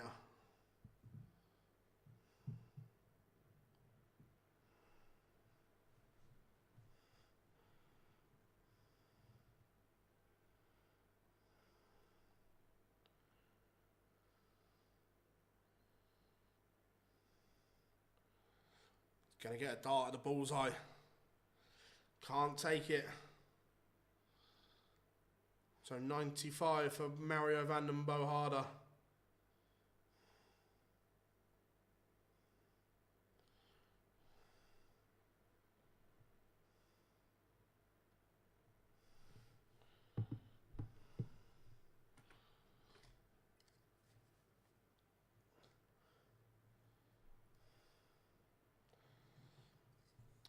We don't really know the ins and outs of the. All we know is that he's taken a break from any darts whatsoever. Schindler has blown the chance here. I'm surprised he went that way. Went 5-10. Normally he's a 9-8 man. Can Mario rescue the situation here? 16, 1 dart. And he hits it. We are back on. Effectively back on throw, and Schindler. I'm surprised at his choice of MO.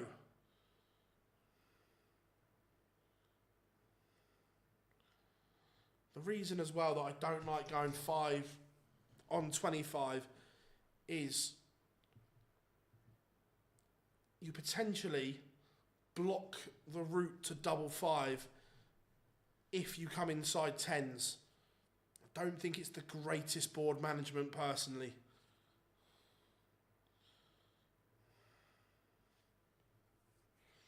I know people will say, well, I'm going to hit the 10, so it doesn't matter, but give yourself every opportunity, greatest laid plans and all that.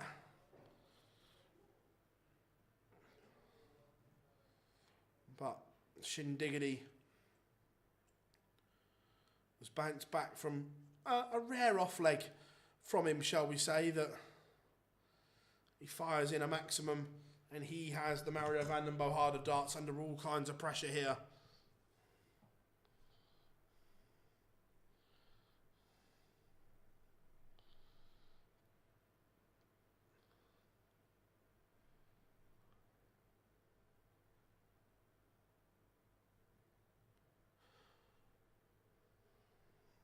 So, 41 left for Schindler on the Super Mario darts.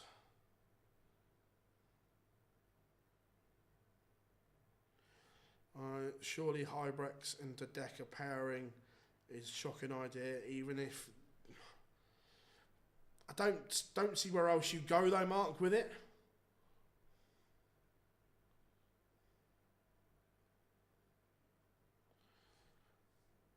Schindler has that two-leg cushion once again.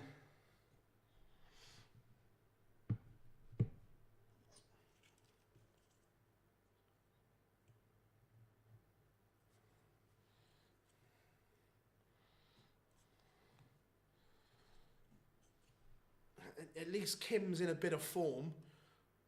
The other Belgians aren't particularly. Andy Barton has been disappointing since he came over. I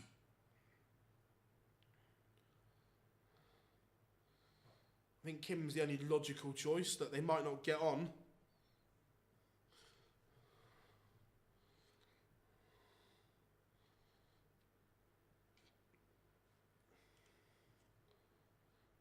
But time will tell. Hopefully Dimitri's okay.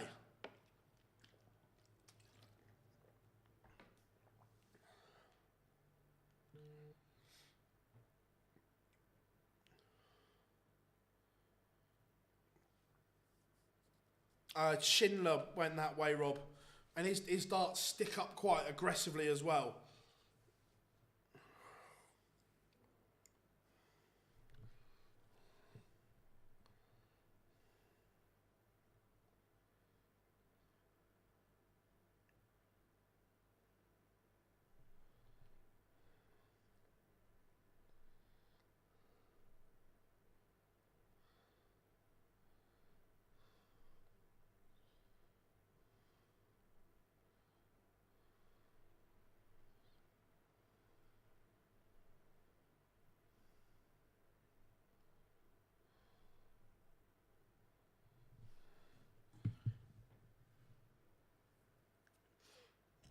Yeah, that's what I mean, Rob. It didn't make any sense. Just strange. And again, on 47, he's gone 15, double 16 in 2. Yeah, just weird. Look, he's 5-2 up, so... But it could have been a mistake. If this had been close... or against one of the better players, that you're only getting a few opportunities, it just didn't make sense to me. But hey, what do I know? I'm just a lad that sits here and talks about darts.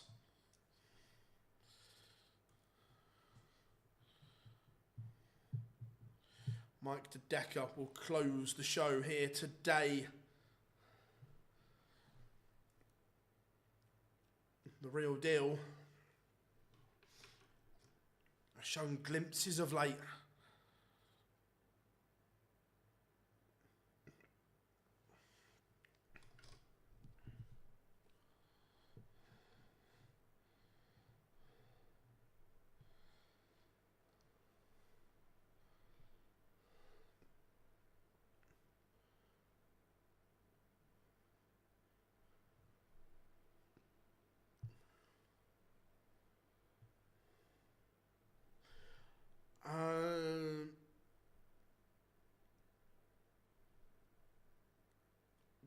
Will we have a new major champion this year? Possibly, but I don't think it will be a underdog like Mike De Decker was at the time. Certainly Richie Eidams. I think if it is, it'll be someone like Van Veen or Josh Rock that, although it'll be their first, it wouldn't be a surprise. Do you know what I mean?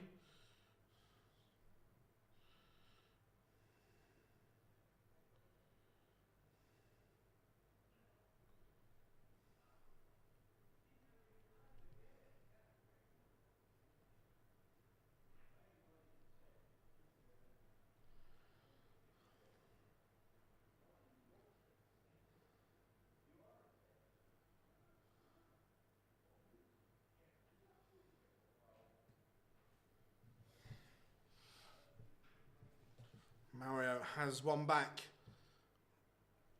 Schindler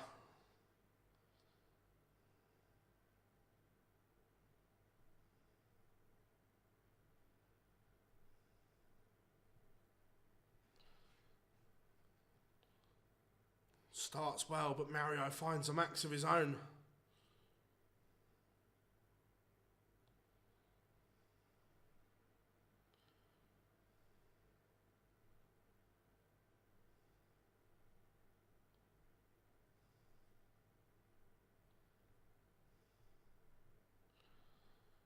Big moments here. Mario needs to find something. We are working on the final, everything that we're going to do.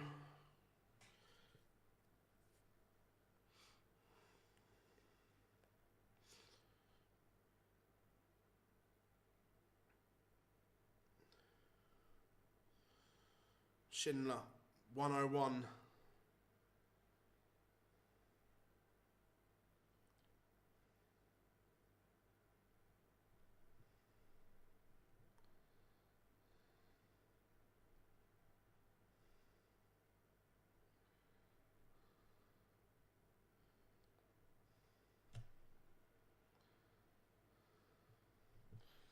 Brilliant. Fabulous stuff from Martin Schindler. Takes out 101 to finish with an average of 102.83. That is very, very good. From Shindy.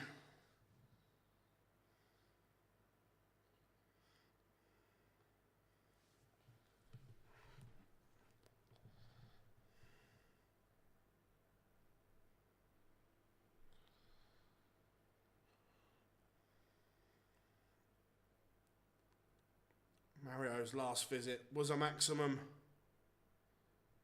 but Martin Schindler was up to it. Fabulous stuff from the wall.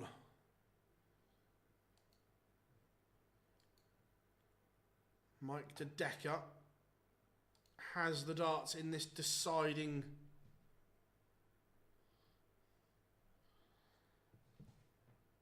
final game.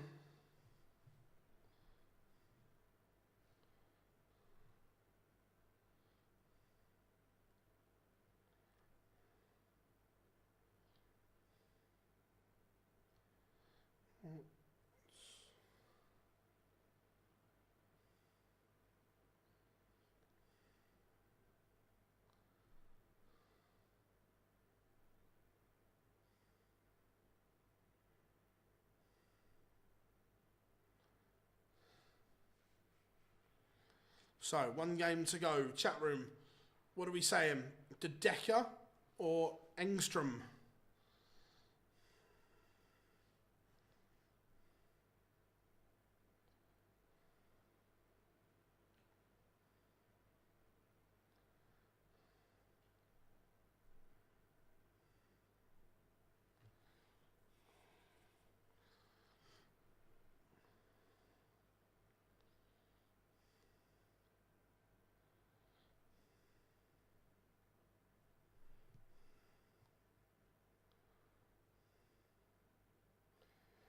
So,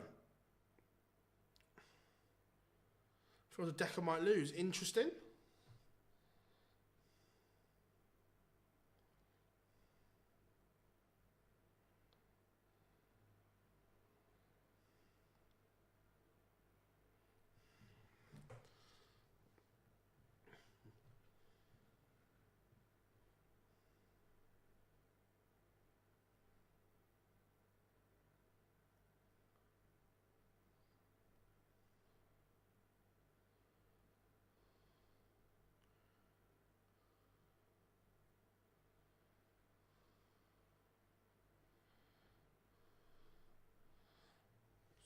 So, let's stop chatting shindiggity. Let's get on with this. Come on now.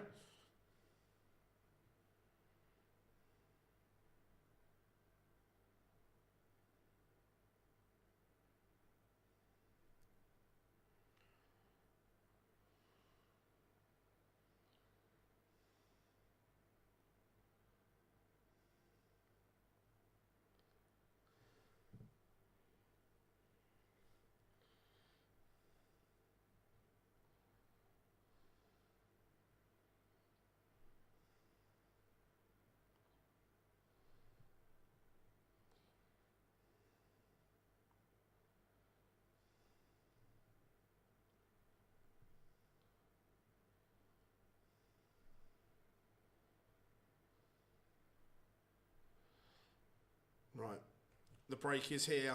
So 1 game to go, folks.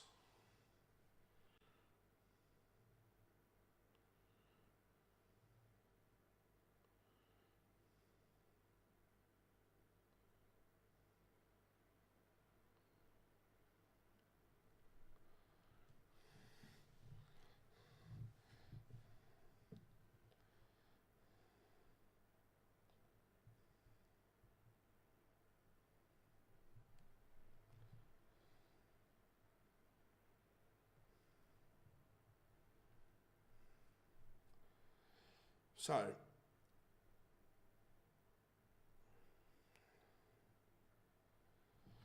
we are ready to rock and roll.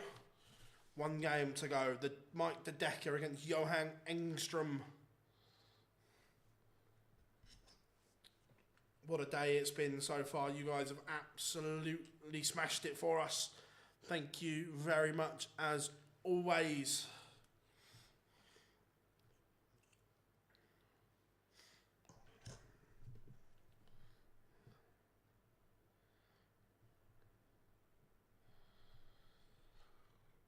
So,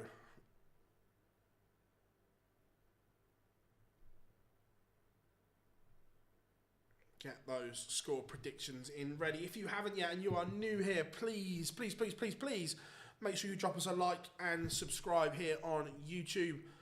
Long-term goal is that 50k mark, which we are headhunting by the World Championships. Fingers crossed we get there sooner. But short-term goal is that 43k mark.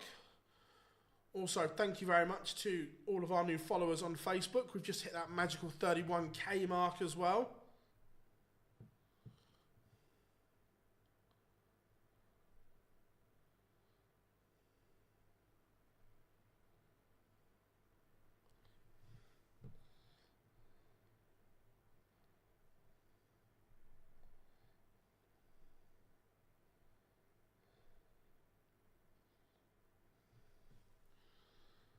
You guys, absolute joy. Littler plays tomorrow night, Ben. He's obviously one of the seeds, so doesn't play in round 1. Comes in tomorrow.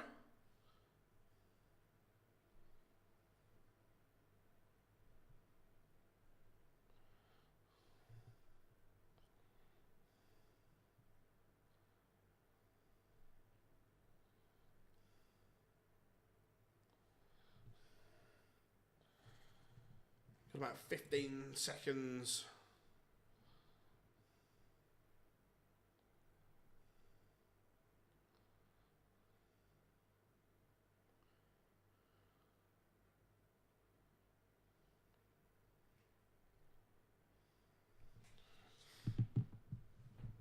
So, ready to rock and roll.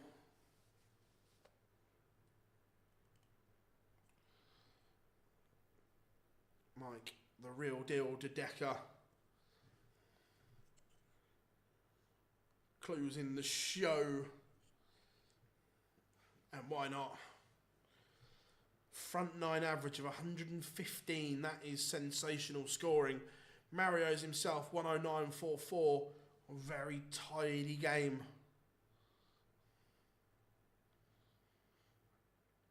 There are the results so far this evening.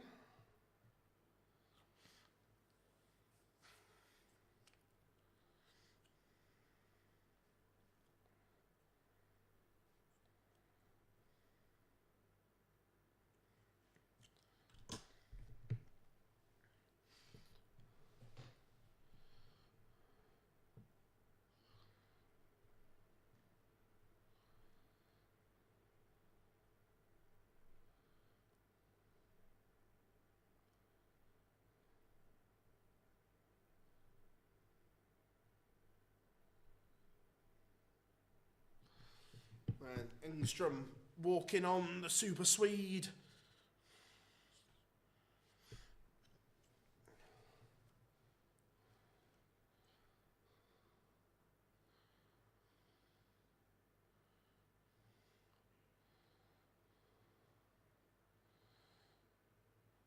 He's been to the old Dimitri Vandenbogaerde school of signing everything, I see.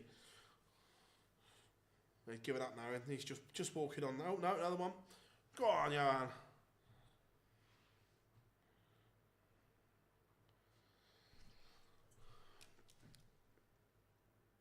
So, now it's time for the real deal.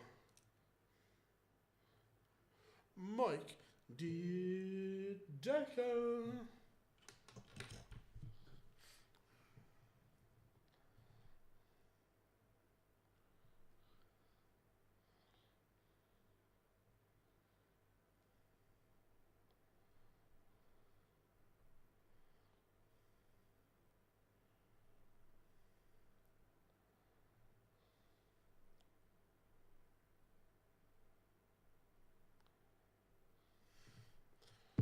Right. The real deal. Top of his walk on.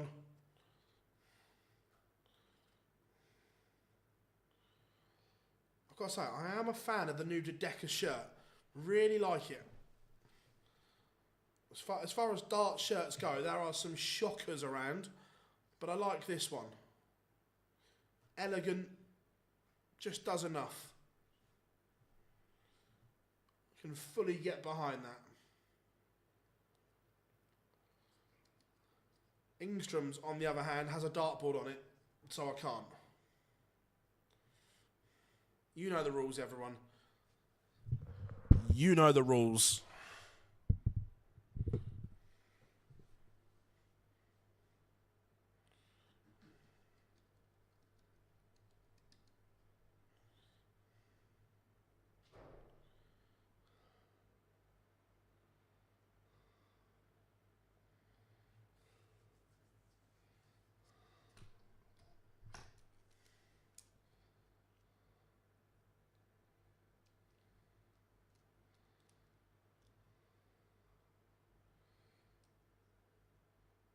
Crowd loving the Decker walk on.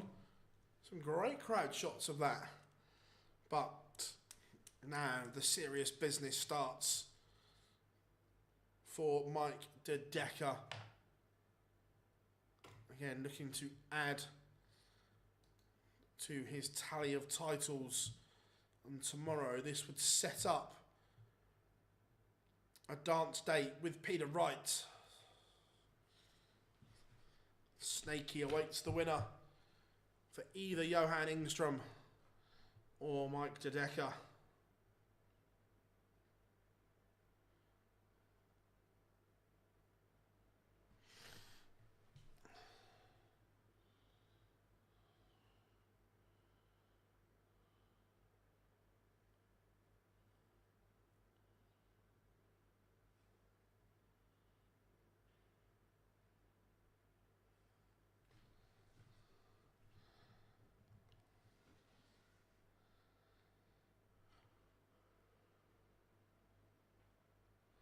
So we are underway, and already De Decker in control.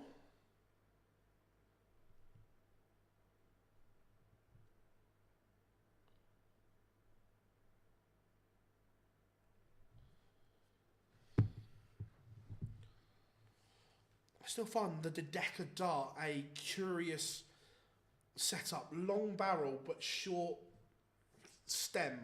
It's an interesting combination, I feel.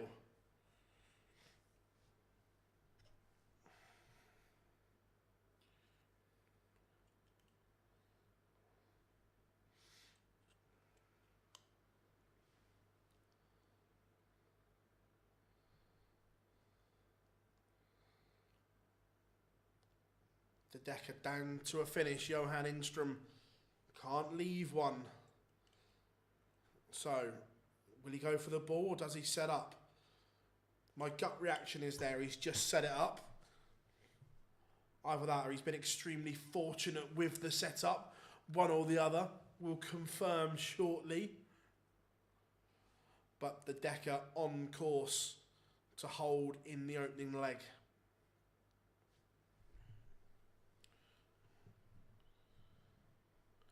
which he does. 1-0 to the real deal.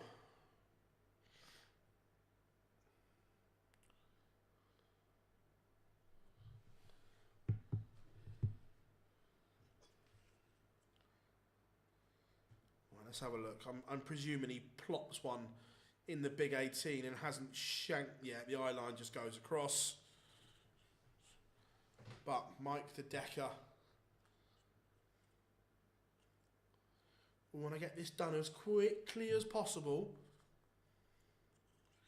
Would be nice. Hopefully I can then get home, have a quick power nap before Mania.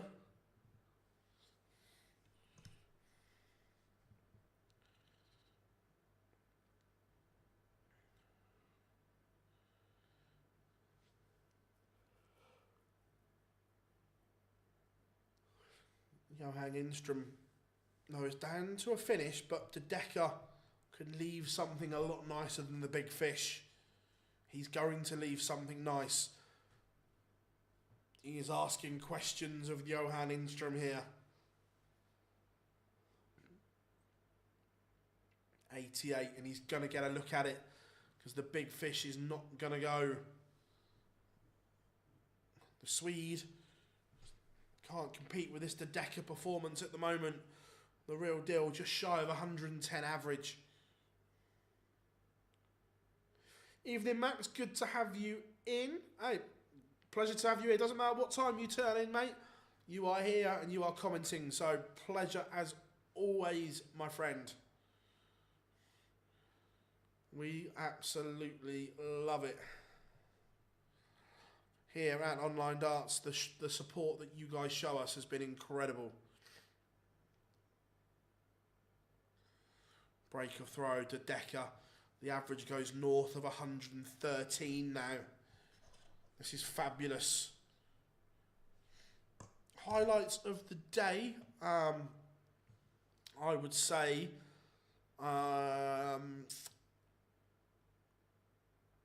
in terms of a game, Cam Crabtree, Luke Woodhouse was full of drama. Scott Williams, Wessel Nyman, fabulous contest. Scott Williams winning that one. Van Veen played very well in beating Rennie Eidams. Then we had an old school Mensur Suljovic against Christoph Ratajski, which was good. Dirk was good in spells as well. So overall, plenty going on.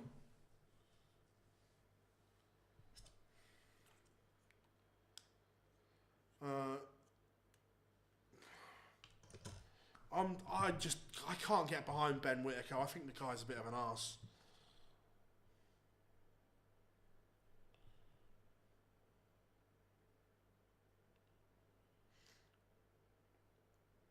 I saw Josh Warrington won this evening. How did he look? Just out of interest.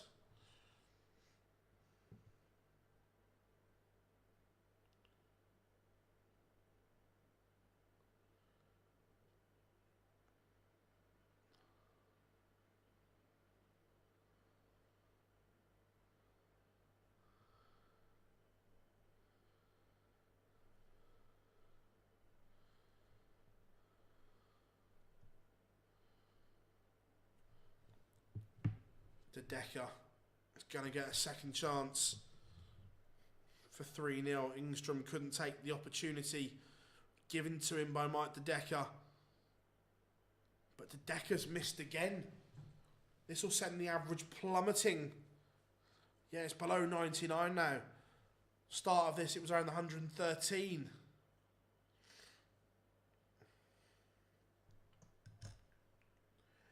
And Johan Engstrom cannot take the opportunity presented. Surely De Decker will not miss again.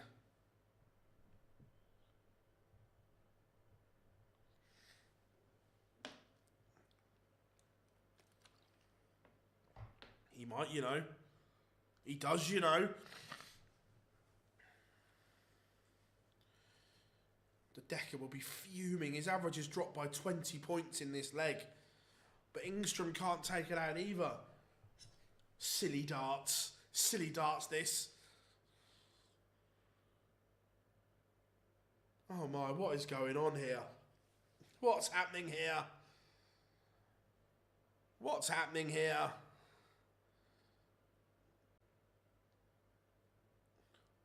And Johan Engstrom has won the leg.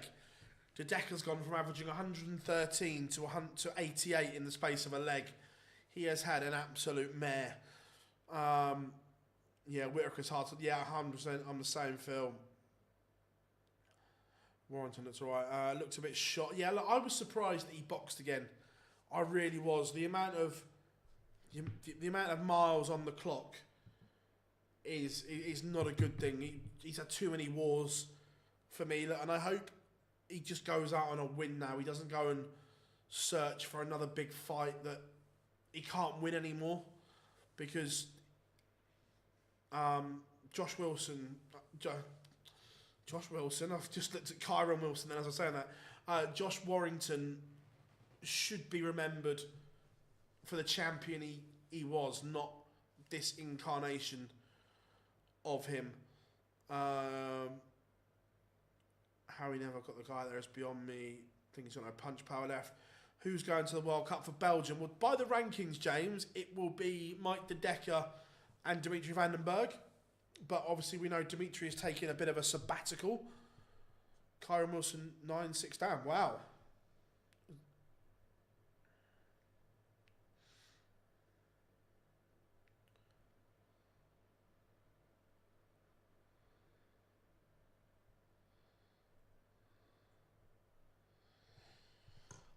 Yeah, Conlon could be the fight for him. It would do numbers for both of them. But again, the loser has nowhere to go. Johan Engstrom, all of a sudden, this game it's a scrap and a close game that it should never have been. De Decker should have been 3-0 up, waltzing off into the sunset. But instead, he's getting embroiled in an absolute slugfest. But he finds that. Couldn't buy a double, then finds the bullseye for 3-1. It's a funny old game. Dave Allen, Fisher. Yeah, look. Was the first fight technically good? No, it was fucking wank. Was it exciting because they just tried to punch the shit out of each other? Yes.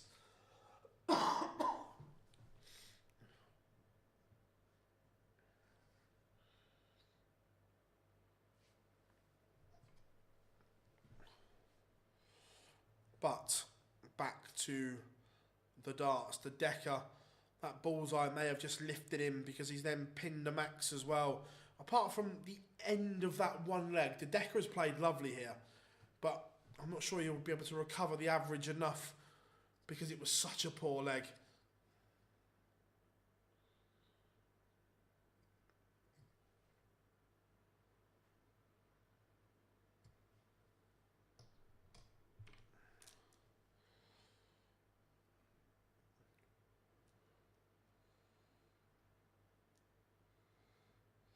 When he gets it right, his grouping is in a pinhead. Or back in the day, those that understand, he could group them in a polo mint.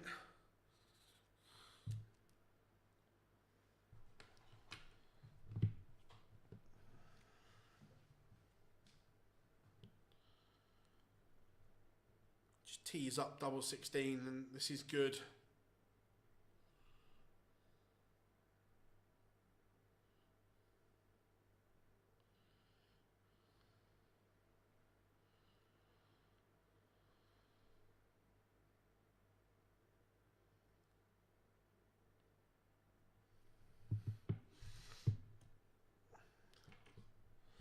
For 1, De Decker, he's boosted the average back to 95.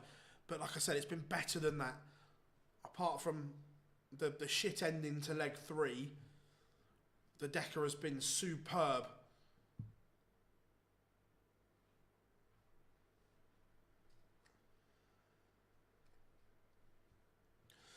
To be fair, Engstrom's played alright as well. Look, there's levels to this sport and De Decker is a level or 3 above Engstrom. But he is trying hard, Engstrom, not giving up. As he fires in a maximum. of his own.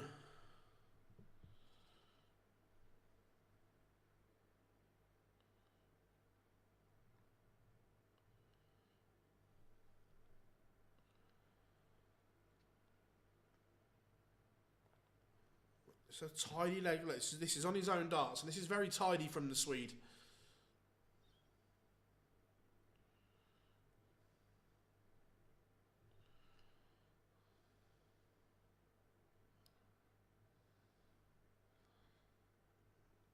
Looking at a ton just to cut that gap once more.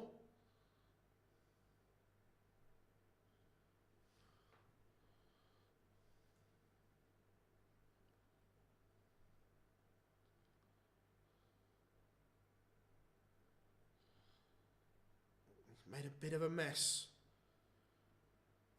Do you watch the snooker? I watch bits of it. I wouldn't say I'm not an avid watcher. Look, if it's on, I'll watch it.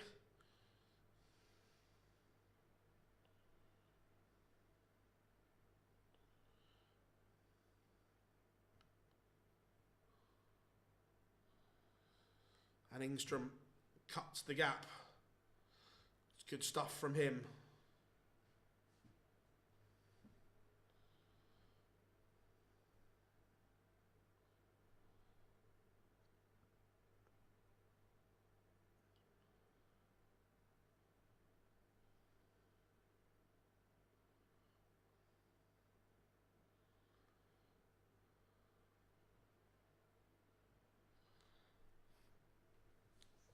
So, the Decker, again, just having a little dip here, allowing Johan Engstrom potentially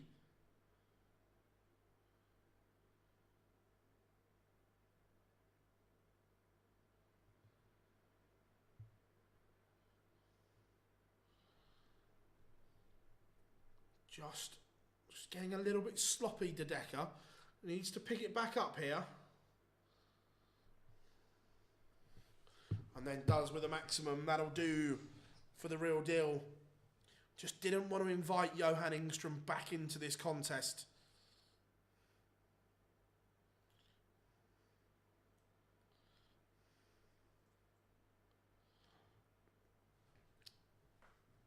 You know, Greatest Showman, you know.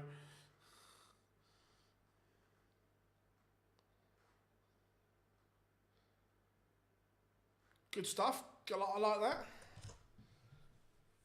that. Anything to get the crowd interactive and so on is a good thing. That what Paddy did at the World for the 9 darters was just absolutely brilliant. I'll come back to that in a second. But Engstrom, will he get a dart? No, he won't. I say the chance was on here.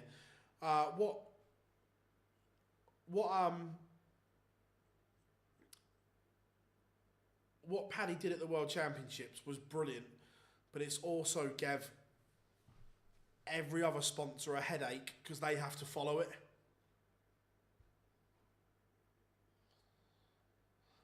Perez, Barstow, Hendo, Cole, the Super Series. Look, just off of... look, I don't know how any of these are played this week, but if I'm picking it, I'd say Perez, Hendo final. But I say that with no bearing of the form they've shown this week or anything.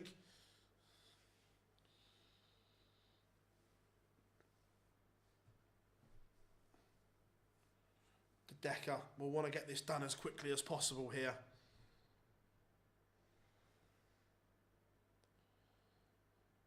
Engstrom in control of this leg, but it's on his own throw.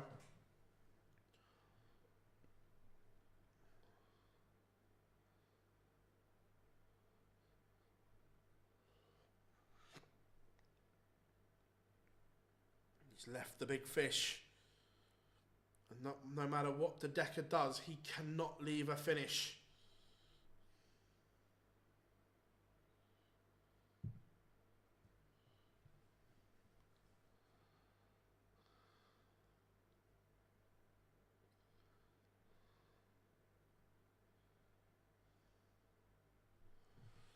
So Engstrom leaves Leaves a random 39, but the Decker nowhere to be seen.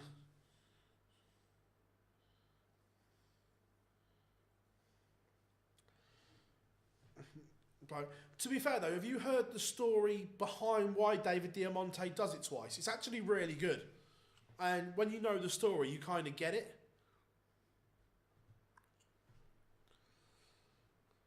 Now there's pressure.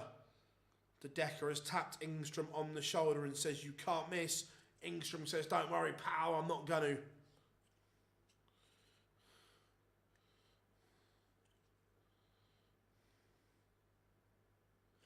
So, when he was a kid, he used to go to a lot of shows in Mexico and things like that. And it was quite echoey.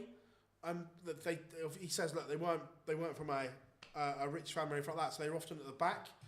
And because of the echo in the room, it used to echo back, so you used to hear it twice.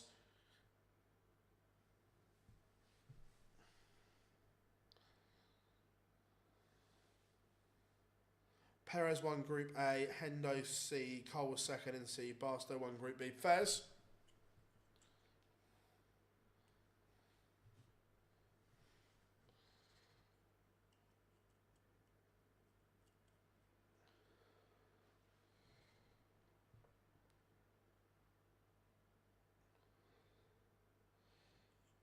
Does that trebleless visit just open the door for Johan Engstrom? He needs a 2 treble visit to make it interesting. And he's not going to find it.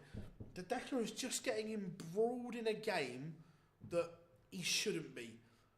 The Decker has been by far the better player here. And now, all of a sudden, if Engstrom breaks here, effectively we're on throw. And in the nicest will in the world, Engstrom should be nowhere near this tie.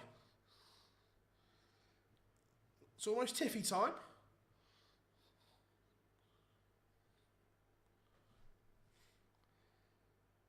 And then the Decker finds something to get him down to a reasonable finish.